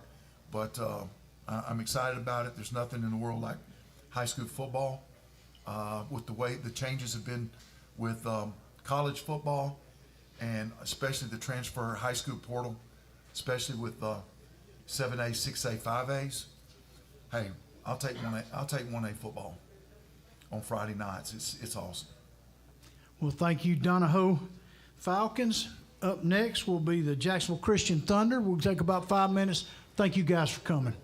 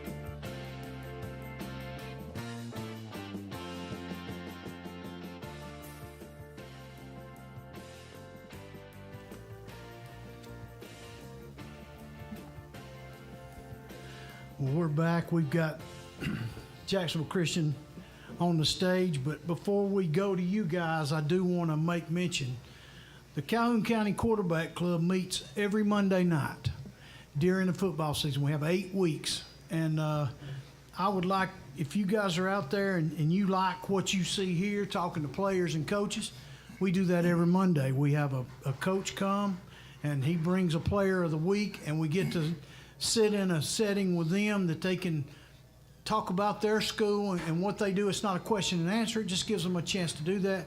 And we have a keynote speaker. We have keynote speakers with the likes of Holly Rowe this year. We also have Butch Thompson, Auburn University baseball coach, is coming. Last year, we had Stephen Pearl. He winds up in the Final Four, but he was in this room last year and speaking to us. Stephen Marlowe is an SEC football official. He'll give us a take on what officials go through. And Coach Charles Kelly with JSU, he's up the street. He wants to bring good things to our program. Aaron Suttles, Director of Content for Yay, Alabama. So you guys root for Bama. We also have Walter Lewis, a former University of Alabama quarterback. Matt Stincham is the SEC Network commentator, and again, Holly Rowe, who is, we don't need to tell you who she is. But I do want to offer an invitation. If you would like to join this club, you can reach out to me. I'm David Woodard, and my number is 256-239-4481. I just want to do, it's been a long day, but if you're watching, we sure do want you to look at maybe joining us and having a good season. On the stage now, in the 2025 Calhoun County High School Football Media Day, the Jacksonville Christian Thunder. JCA competes in 8-man football, and they're exciting. Today, Coach Miller has brought with him senior quarterback Noah Lee, senior center Preston Strotter. And Coach Miller, we'll start with your opening comments. Well, another football season. It happens every year. How many? For me, I honestly don't know. Maybe 48, 47, 40. I don't know. You know when the first one was, Danny? 77. You were at 77. That's right. First team in the county to win the state playoffs. I was assistant coach, Coach Wood down there. Been a lot of them, and it's always a real exciting time of the year. We're kind of going into this one with a bullseye on our back. We won that 8-man league last year, and it was a real exciting time. We had to struggle down there in that championship game to beat Russell, and they're loaded. They had everybody coming back. We lost 6 or 8. I don't know. We lost several, and they were good football players. So Russell's going to be hard to beat. Tuscaloosa will be really hard to beat. We got them early, but we feel like that if we can get people in the right position, we lost a great receiver, lost some good linemen, but if we can get them replaced, we feel like we've got a shot at making another run at it this year. Got a question right here on the front, Coach, and this is for the players mainly. Noah, we've watched you and Preston over the last few years. You've won a lot of games. You've lost some heartbreakers.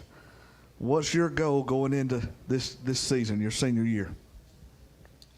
I think that winning the championship and going undefeated is definitely on the table for us. So I think it's just up to us to go out there and get it. Also, like Noah said, it's up to us to go out there and get it, and we got to put last season behind us because last season didn't help us get any points on the board this season. That's very well said. What will you two do in such a leadership role? I mean, you've already been leaders, but now there's no doubt the younger guys are looking at y'all two to see how you act and how you react. Is that an extra burden to wear on your shoulders, or do you think you're ready for that? Preston? I would say we're ready for it. Me and Noah have been a part of this team for several years now, and I would say we're ready to step into that bigger leadership role that we've stepped into the past couple of years. Coach Miller, you and I go way back in this, so what keeps you in it? I mean, why are you still at this so hard? Well, the honest question is the Lord hadn't given me a release. I mean, that's some people say, I'm not just saying that. That's the truth. When he says I can go, I'll be going.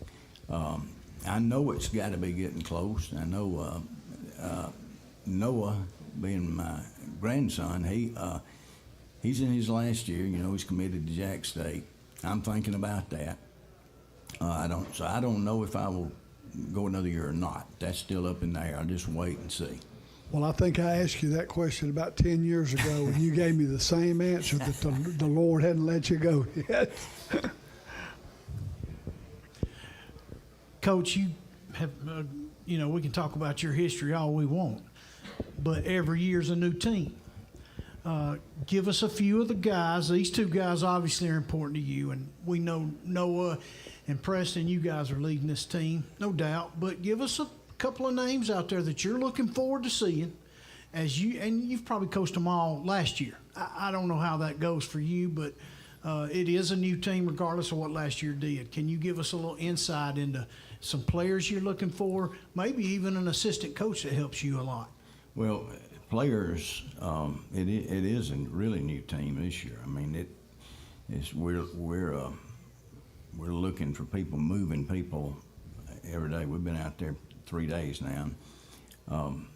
We lost Jesse Ganaway, and Jesse was a little over 6'2". He could run, he could catch, and he was a great asset. Noah, we're trying to find somebody to come fill in his place. We're not going to be able to fill in for him, but we got a kid named Dawson Wilkerson, be a junior. We're working him hard out there. We've got a young man that his dad is a pastor that came over from Hawks Bluff. He wasn't a football player, he was a basketball player, but he's going to play everything at JCA. Named Anthony Gooch. His dad took a pastorate in Jacksonville, and they moved to Jacksonville. So I think he's going to be a senior. I think he possibly could help us. Bryson Dowdy on the right side, wide out. He'll be a junior, and Bryson's got really good hands.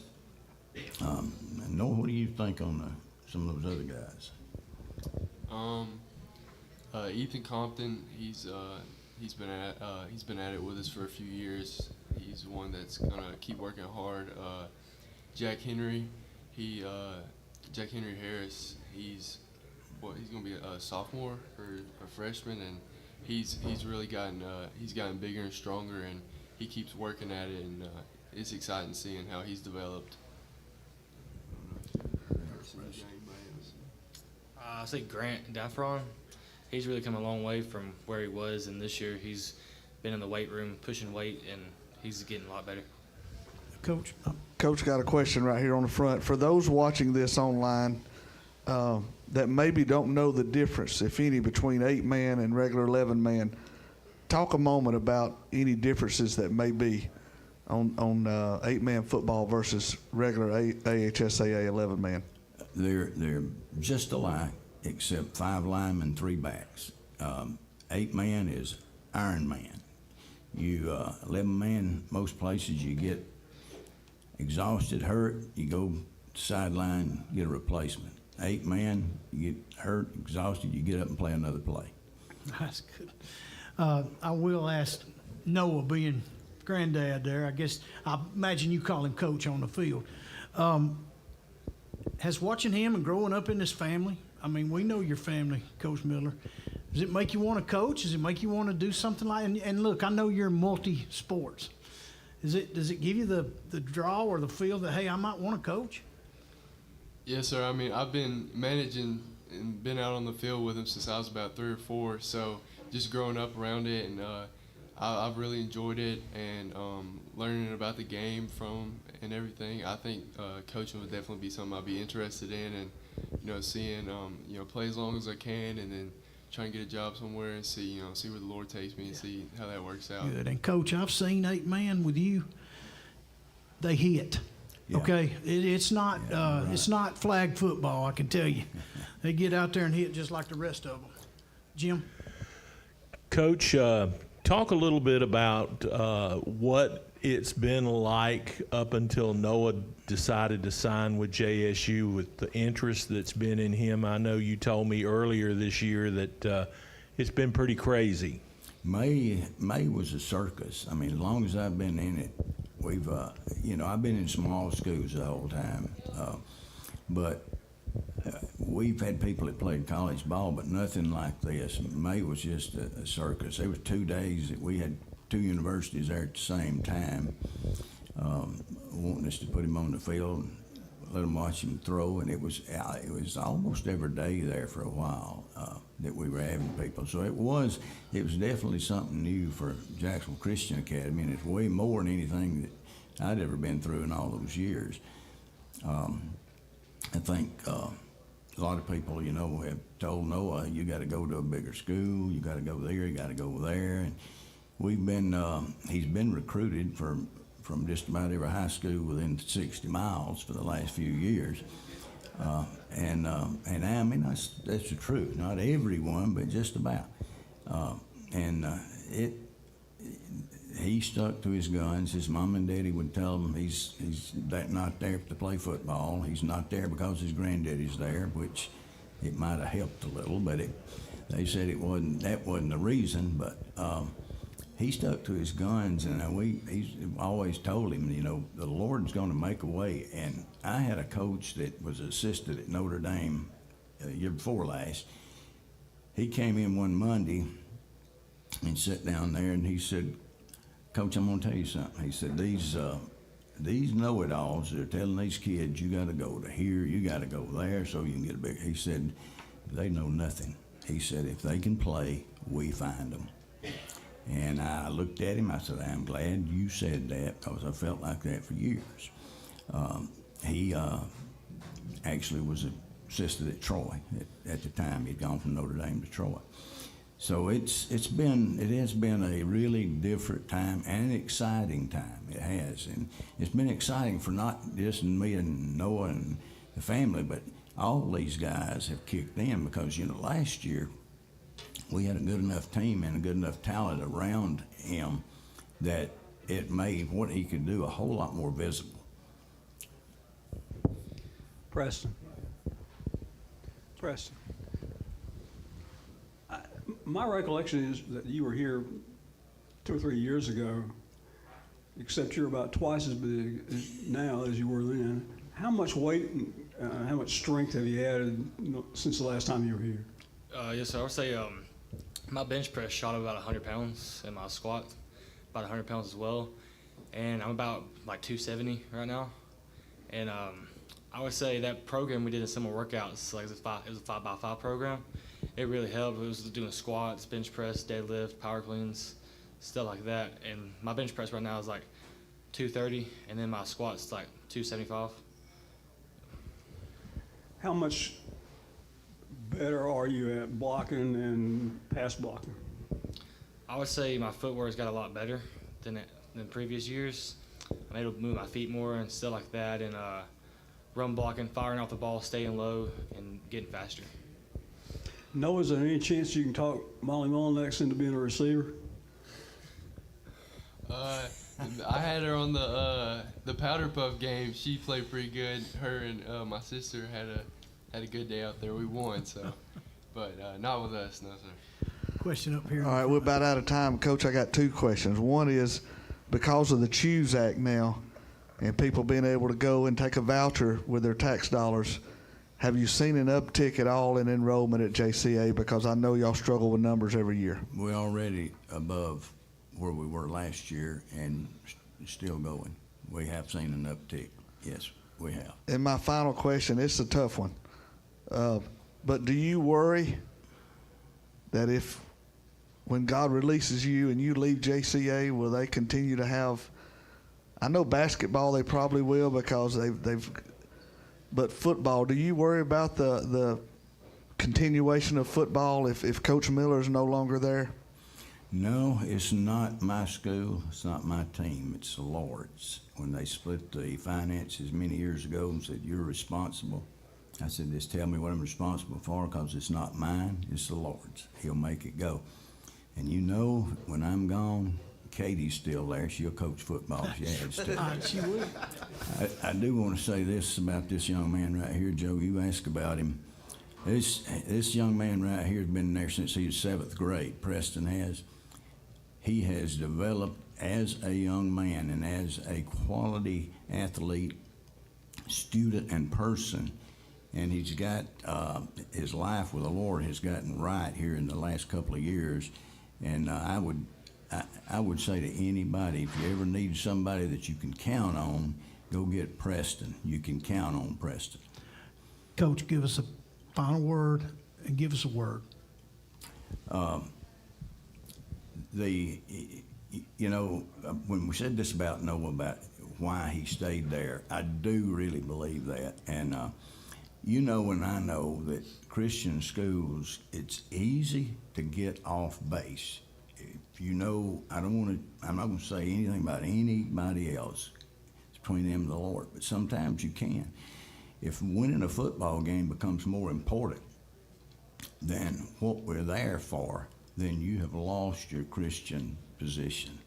You've lost your Christian identity. We can't make winning more important than the kids that are there or the reason, and that is pointing them to Jesus. And we're going to do that first every day, every night, as long as we're there. Thank you, Coach. Jacksonville Christian Thunder.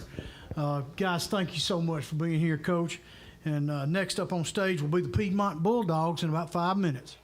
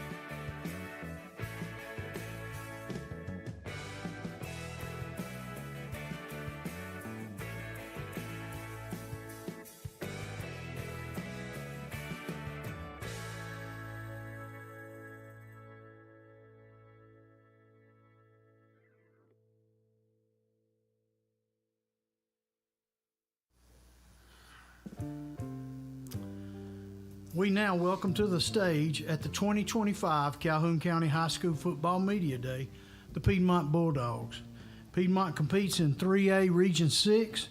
The head coach of the Bulldogs is Jonathan Miller. Today, Coach Miller has brought with him senior wide receiver Raleigh Pinto and junior lineman Braylon Williams. Coach Miller, we'd like a few opening comments. I'll talk about the two guys I brought with me. First of all, to my left, Raleigh Pinto. Obviously, everybody knows Raleigh, from his accomplishments over the years. I think one thing last year, this happened the last game of the season, so it probably didn't get out as much as it would have otherwise. But he broke the all-time state record for receiving yards in a season. That's classes 1A through 7A. That's a big-time accomplishment. He had 1,828 yards.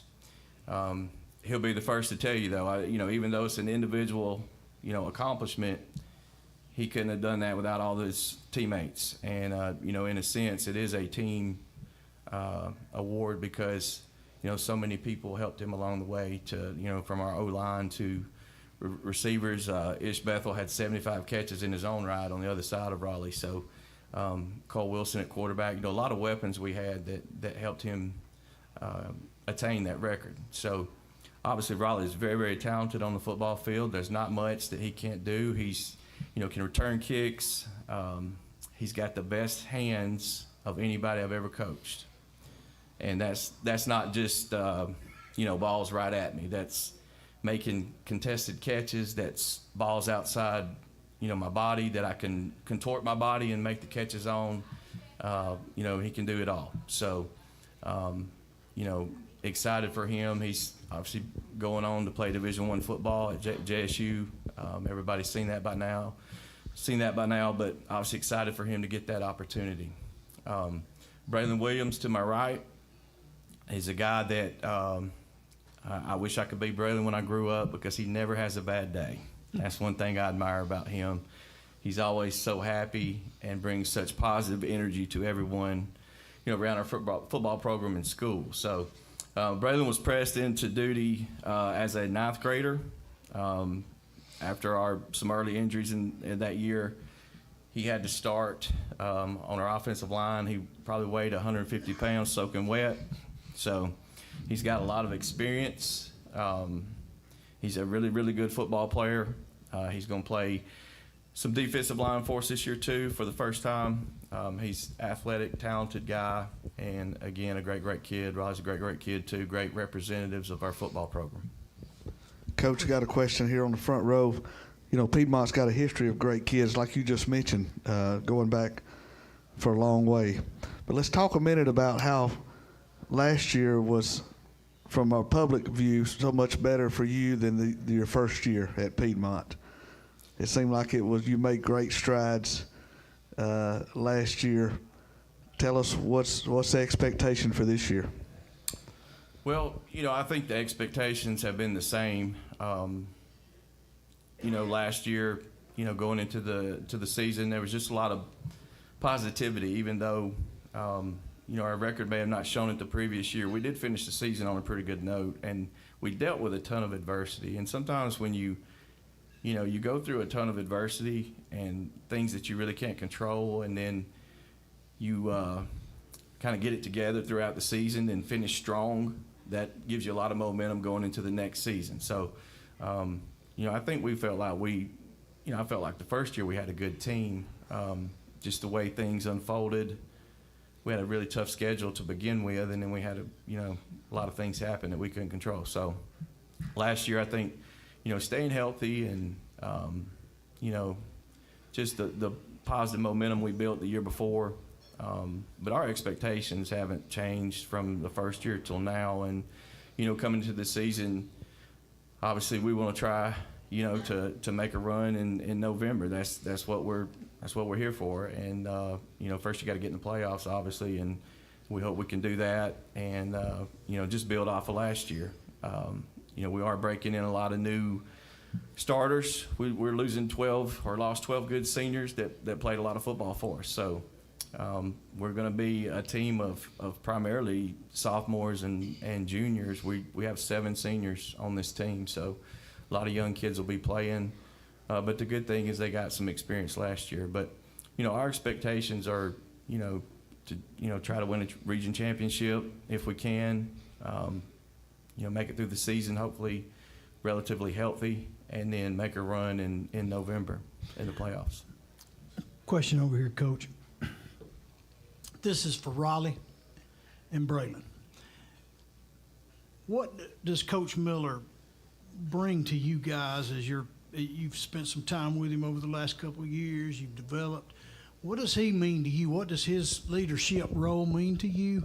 And is there any funny story you might want to share with us that he's had in practice or in the locker room that you might be willing to share? But tell us a little bit about what he means to you, Braylon. What Coach Miller means to me, that he's a excellent coach. I mean, he shows us good leadership skills and shows us how to handle adversity. Yeah, what Braylon said, he's a really good coach, and he gives us motivation each and every day, and he knows how to win, and he motivates us every single day. And was there anything might be funny about something happened during? Hey, you're smart. If you can't think of nothing, that's smart. Does he open up to y'all and laugh a little bit during? Yes, he does. Because I know he can be a serious guy. I'm not that serious. Just on the outside, Coach. Right here on the front, over the years, we've seen a lot of athletes from Piedmont be multi-sport athletes. And Riley, I've seen you play different sports as well. I'll ask both of you, what's your favorite sport? Well, mine's obviously is football. I mean, I do wrestling. I started wrestling this year, and now I'm playing baseball for about 3 years. So football has always just been the number one for me because I continue to grow and get better every day. I'll definitely say football. I've played ever since I was little, and I think it's the best sport, because it teaches you things in life you can use in life. So I definitely say football. Are you a proponent of playing different sports? Do you think that helps you in football by being a multi-sport athlete? I think so. I mean, basketball, I play basketball, and I think it's helped me in football as well. Jonathan, of course, Raleigh came back from a pretty serious injury to have a great year last year, and I'm sure everybody's expecting more of the same out of him. Can you talk about his development and especially what any differences you see in him pre-injury versus now? I think the biggest difference for him is his body. The rehab part of the ACL is a strenuous process. It's a long process, but I think the thing that has helped him the most is he took that process very seriously, and his body, not only his legs but his upper body, and he put on some good weight. But I just think he used that time very, very wisely to work on his body, and as a result, he came back stronger, faster, quicker. He's made one of any kid I've ever coached that's had a devastating injury. It's not, career threatening or anything like that, but a serious injury like that, he's made one of the best recoveries of anybody I've ever had with that type of situation. So the credit goes to him, and I think it helped. I guess it was a blessing in disguise. It wasn't good for us 2 years ago, but a blessing in disguise that it gave him time to work on his body. Question in the back. Jonathan, you mentioned what all you lost last year. Just talk about some of the names, that you're expecting some big things from this year other than these two guys up here. Defensively, I'll start there first. We returned our two inside linebackers, Bentley Chandler, Chase Kirkpatrick, who had very, very good senior seasons for us a year ago. They started as sophomores. They'll be juniors this year, obviously, so looking for big things out of those two guys. Ben Dempsey's our lone senior in the secondary. He got a lot of experience, started every game for us at safety last year, so he'll be our leader in the secondary. Up front, we're going to rely on a lot of guys. We'll rotate on the defensive line. Malachi Camp-Dandridge is a senior for us up front that we will rely on heavily. Offensively, I think we need our three returning O-linemen. Braylon is going to be our center. Kane Stanford at left tackle. and Deuce Taylor at right guard. We're going to need those three guys to step up and continue to improve.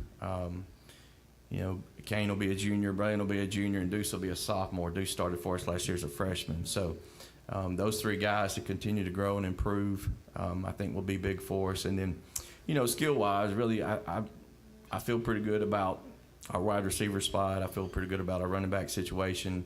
Obviously, Cole Austin will be our new quarterback, sophomore. Feel good about that. So, I think, some of the guys at receiver need to step up.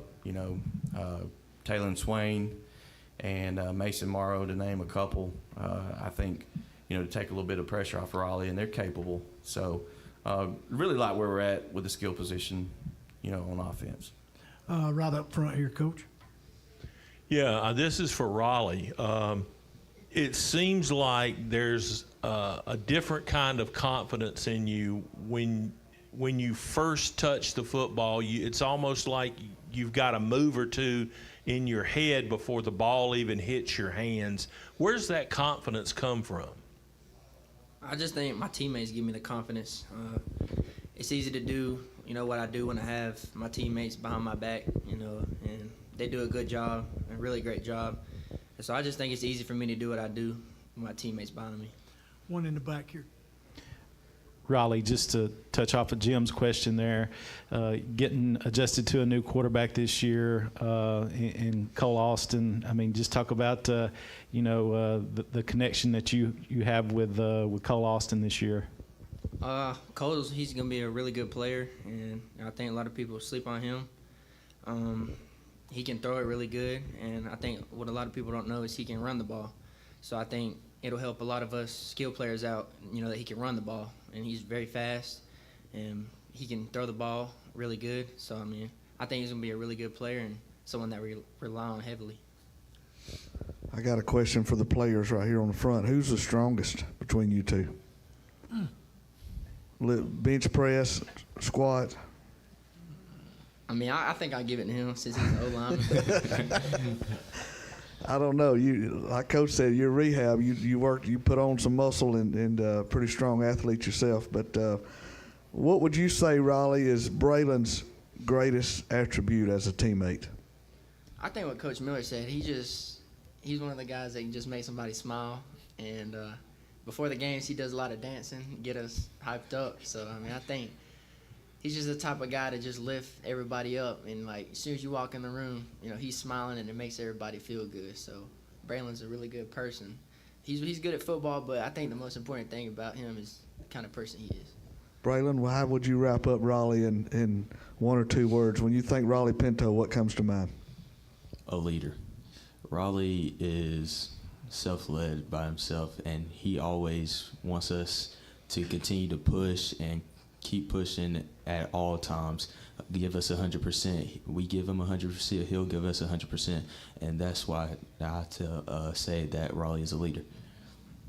I think we understand, Coach, why you brought these two young men today. To stay on time, if you will, give us your closing thoughts, if you will, Coach. Well, I think obviously it's go time.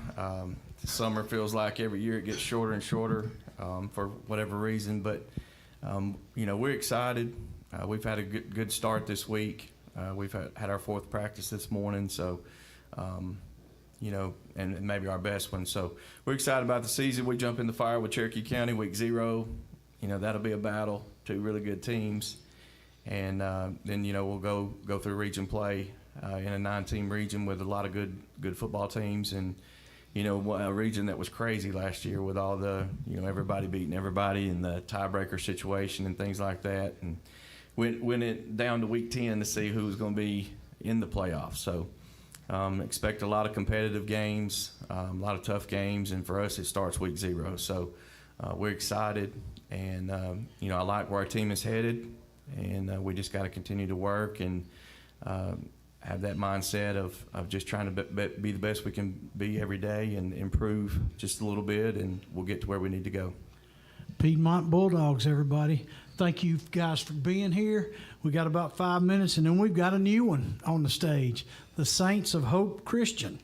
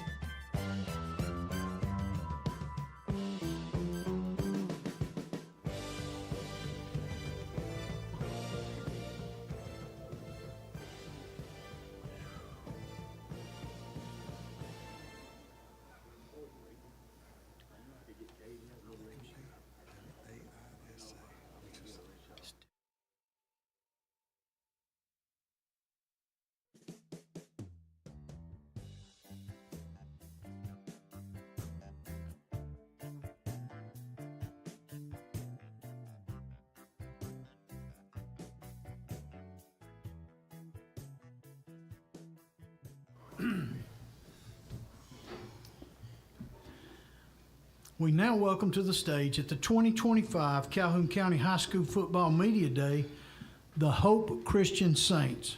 Hope Christian competes in the AISA in the state of Alabama. I'm assuming it's just the state. It may be others. Okay. The head coach of the Saints, Chris Stone. Today, Coach Stone has brought with him senior lineman Terrence Young and junior quarterback Kanan Bozeman. Coach Stone, give us a few of your comments. First and foremost, I'd like to thank Calhoun County and this event for allowing us to come, have a chance up here. We want to be just as much included in Calhoun County as everyone else, although we play in the AISA. So thank you for having us, first and foremost. As he said, joined by Terrence Young and Kanan Bozeman. We're looking forward to the season. We're excited about it and ready to get after it. I will ask you a question. Yes, sir. It's brand new to us. And what has it been like putting together a brand new team? Is that how it's gone? And tell us a little bit of how it started and just to give us a little background in where you guys come from and how we go forward. Yes, sir. So when Hope Christian Academy started 3 years ago now, this will be the start of our third year. We started with about 30-something kids, mostly elementary. As y'all are well aware, you're not going to have a lot of juniors and seniors transferring out to a brand new Christian school that just pops up in Oxford. So we started out a lot with elementary schools. I'm also the athletic director at Hope Christian Academy, so I oversee all of the sports. The first year we had a basketball team, and that was really all we were able to field was a boys varsity basketball team, and that was 6th grade through 12th grade, and I think we had maybe 11 kids, right? Moving into this year, we also had a cross country that first year, and we still do cross country to this day, but moving into this year, we'll be able to field a lot more sports because it's just grown tremendously in the last 3 years. And that's all glory be to God. It's all it boils down to. So we've enjoyed watching the work that he's done. We want to just glorify him in everything that we do. We try and teach that first and foremost. With any student that comes to Hope Christian Academy, we want them to understand who they are in Christ Jesus. That is our foremost goal. Now, we can develop them physically for athletics. We're also, we can get their academics. We got the academics at Hope Christian. Got accreditation through ACSI, was Alabama Christian Schools International. But it's been a journey. It really has, and it's been awesome to be on that ride. Starting out that first year, we just, like I said, we were just having a couple kids, and then it just started to grow, and it ended that year with 50-something. Ended up ending this past year with 100 plus, and now here we are pushing 200. And it's just, families reaching out to us, wanting a different avenue of education for their students, and we've just been blessed to be here. Me personally, when I first started AD, football was a 5-year plan for me. Y'all know just as well as I do how hard it is to field a football team, and most of the kids we were getting were elementary kids. So as it came, we added sports on. I think the second year we had a boys varsity and a boys JV. We were able to do a baseball team, boys varsity and boys JV. We didn't have any girls sports. This will be besides volleyball. We had volleyball our first year. Now we got a varsity volleyball and a JV volleyball. And then now going into this year, we'll have a softball. We'll have a varsity basketball for girls. Pretty much every sport that any other public school will offer, we're going to be able to offer this year. So it's been a journey. It's been a ride, but we've enjoyed the sights all the way. We love to see what God is doing day in and day out at Hope Christian. Back in the back. Got a question here, Coach. Yes, sir. Tell us a little bit about how many games are on your schedule. I know it must be hard to schedule teams when you're a brand new team, but how many games you have scheduled? Who are some of your opponents that maybe we've heard of in the past? And do you have several that are home and several that are away? Yes, sir. So with our schedule, honestly, they make it quite easy on me because AISA actually does the master schedule for all of the football. That's from 8-man. We play in the AA, and then you got a AAA. Now that's all based off enrollment, grades 9 through 12 of your boys the year previous is what that boils down to. So we play. We open up on August 22nd at home. That's right over there on Airport Road. Against Valiant Cross. Valiant Cross is coming up from Montgomery. We've played them in times past in, I believe, basketball and maybe some other sports as well, but we have them at home. We open the season with the first 4 games at home. So I know I like that having those first 4 games at home. Now that means the last 3 games of the season we're traveling. Now in the AISA, you do travel quite a bit. I know our last game of the season, and that's the week before Halloween. That Friday before Halloween, we are going to Eufaula. So we're talking about a 3.5 hour trip. But it's we have a pretty good schedule. They make it easy on our behalf, at least in my experience so far. And like I don't really have too much experience because it's our first year playing football, right? So, but it hasn't been too tough. I like the fact that we're opening up with those 3 or 4 home games to open the season. I think that's going to be a determining factor, having that home field advantage to come out there, and we're going to play some tough teams. Valiant Cross, they got some good players. Chambers Academy, I believe, is the 2-time defending state champions in AISA, I think 2 or 3A. So, it's going to be some tough teams, and we play them week 2 at home. So we're looking forward to it. How many guys do you have on your varsity roster? So on my varsity roster right now, I have 26 guys. Now that's 26 7th through 12th grade. Yes, sir. Tell us about the 2 young men that you brought with you today. So we have our senior offensive lineman, defensive lineman, Terrence Young. Great leader up front for our big guys. He's done great helping teach some of these guys. He also has knowledge of ball because he's played ball before. And that's kind of a curve that we're having to navigate right now because we do have some kids that haven't necessarily played ball before. You got to think about it. Out of that 26, 5 of them are 7th and 8th graders. You know what I mean? So then we have Kanan Bozeman. He is he'll be our starting quarterback going into the season. He's a junior.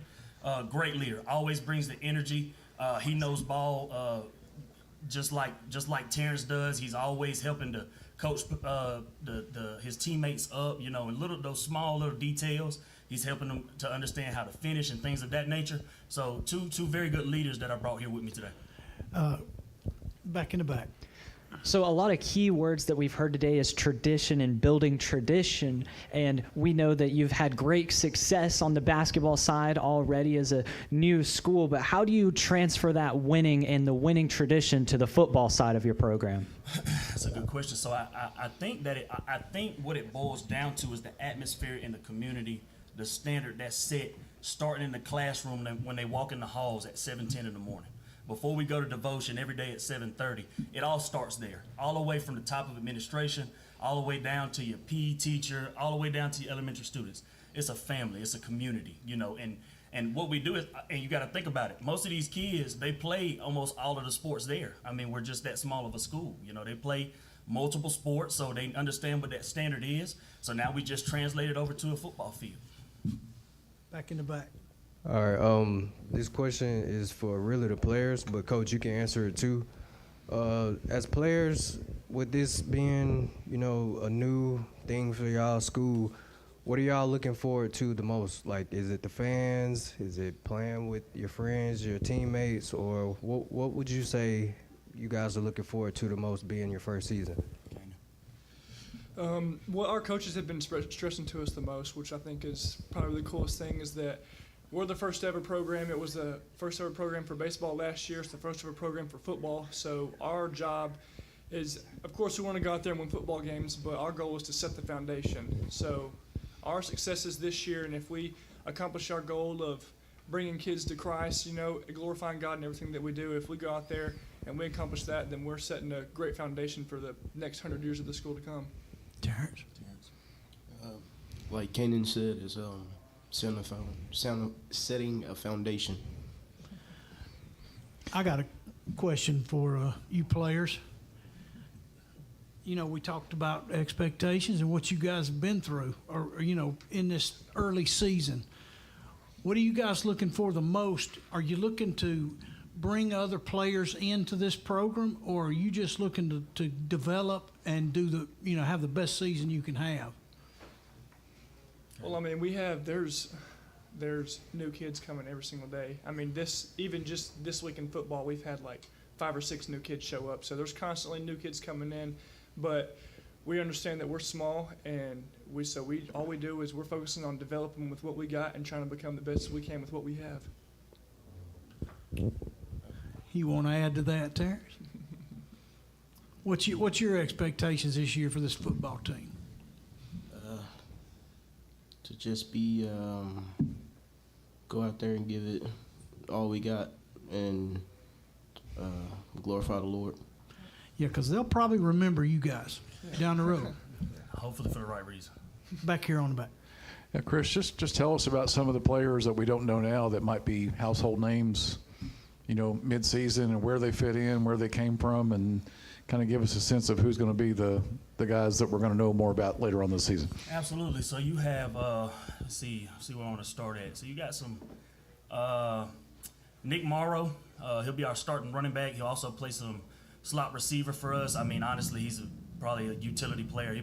Ain't no telling where he'll play at. We'll have him in multiple positions. He's one to look for. Caden Monterello, our left tackle, has come in. He's going to be a big addition, and he's a great leader, especially just as a sophomore. He has been, to be as young as he is, to realize and coaching him, see how mature he is at that age, and the way that he relates to his fellow linemen beside him, and the way that he can teach them in between the coaches teaching has been amazing. So those are a couple names to look for in moving forward in this season. I've got one that may not be that much of a football, but how do you guys come up with the jerseys you're wearing, the color schemes? Does all that come before you guys even started the program, or has that been voted on by people, teams, players? Tell me a little bit about it, because we don't know. Yeah, so when it comes to the colors, this was done in the making years before, and basically what the purple and the gold represent is honor and what's the word I'm looking for? Honor and can't think of the other one. Anyways, it was meant to be all of it is meant to be glorified to God. That's what it was. And like I said, we've worked together. We work with BSN, so we've gotten together. We actually were fortunate enough. We thought we were going to have a football program last year. Going into last year, turned out ended up having maybe like 9 kids. So we were contemplating doing 8-man football. That ended up falling through, so we were able to get most of the equipment that we needed early. So it was a little bit less stressful as far as financially, trying to field a team this year. Now we have had to order additional uniforms and stuff like that, but this base set of uniforms was already bought a year ago in advance, preparing the way for this upcoming season that's coming now. Your home field? Yes, sir. You got one ready for you? For the home field? Yeah. It's the old Barber Dairy off of Airport Yes, Road, sir. right? Yes, sir. It is, Yeah, Close to Fab Arc Steel, if you know where that's at. Well, I've seen a lot of work going on. Okay. Yes, sir. I got a question for Canaan. If you had to say today, who's going to be the first person to score a touchdown in the history of Hope School, who would you say that would be? Since we even talked about having a football team, it's been an argument between Nick back there and me. So we butt heads back and forth, and both of us say that it's going to happen on the opening kickoff return of the game, hopefully. So if you're on the 2-yard line and you're supposed to hand it off to him, are you going to pull it back and run it in behind him? That's definitely a possibility. It'd be nice to score that first touchdown. Coach Stone, yes, sir. Is the excitement you have going into this season more than any other coach we've had out of the previous 13 coaches we've had here today? Because you're going into, as they say, uncharted waters, brand new. Every game situation is going to be a first-time game situation. What scares you the most knowing all that? Well, I can tell you this much. I am absolutely thrilled. I am through the roof with the potential that this team has and what we can accomplish out there on that field here in the 3.5 weeks. I'll be honest with you, regardless of what those fears are, whatever those game time decisions are, and those calls that we make, we're going to pray before the game that God see us through those, and we'll make those. And will we make mistakes? Probably so. Most coaches have made mistakes, but we'll learn from those. We'll adjust, and we'll go out there and we'll execute, hopefully, second half of that game. But we are very, very excited. Tell us something about, what's your staff look like? Do you have some guys that are showing these guys positions and things like that you brought in? Absolutely. So on the coaching staff right now, and it is a little bit of a smaller coaching staff, but we're a smaller school, and we make do with what we have. I tell the kids all the time, we're all we need. You know what I mean? We keep God in the center of everything, and after that, we're all we need. Okay, doesn't matter who it is. we go out there, we're going to face whoever the opponent is, and we're going to go out there and execute and do it to the best of our abilities. So in the coaching staff, you have our head of school, Mr. Nick Burns. He is also our offensive coordinator. So I know y'all know he previously coached wide receivers at Walter Welber. He's come over and he's heading up to school at Hope Christian. He will be the offensive coordinator. We have Coach T.J. Thompson. He does our PE at Hope Christian. He will be doing wide receivers and DBs. We have Kevin Ward. He's had stints at Piedmont as well as, what's the other school name? Spring Garden. He's been coaching for some years. He teaches at Hope Christian, and he's come on, and he's got a wealth of knowledge as well, so I lean on him a lot and understanding some things. So he'll be working with, he's really all over the place. So, and then we have Coach Sparks has come on. He's going to do some of our special team stuff, also working with defensive ends. We also have Coach John Mark. He actually stays over at the fields full time. He maintains, cuts it, and all of that stuff. He also works with the defensive linemen. Myself, I'll be the defensive coordinator as well as working with linebackers and defensive line. Final question here before we get your closing comments, Coach Terrence. What would you say is Canaan's best attribute that he brings to your team? Leadership. Canaan, what would you say that Terrence, the best attribute he brings to the team? He brings, he's a great leader for our offensive line because he's the oldest one we got, but he brings a whole lot of energy. So he's constantly jumping on everybody's butt. If he sees them walking on the field, he's making sure everybody's hopping around because we know if we're not, we're going to have to go to the line and start running.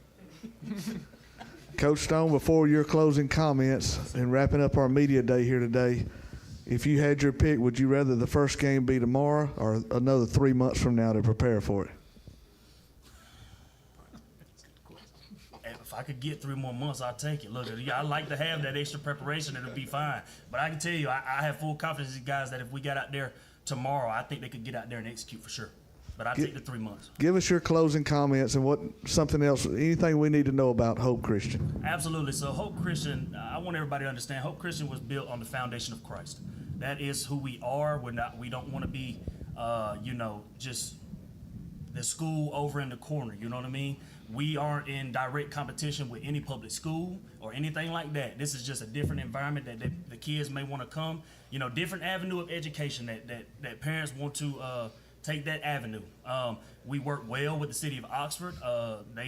We were able to lease that property over there. And it's all of these things have worked together, and it's all glory be to God that it has worked together. You know what I mean? So I want everyone to understand that we are a new school, but we're going to go out there and we're going to give it everything that we got.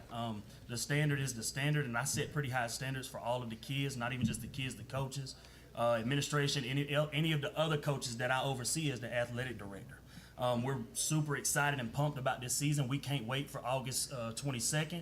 And we hope that at some point in time, any of you news outlets or media stations would like to come and cover, we'd love to have you. We'd love to have you out. Hope Christian Saints, thank you guys for coming.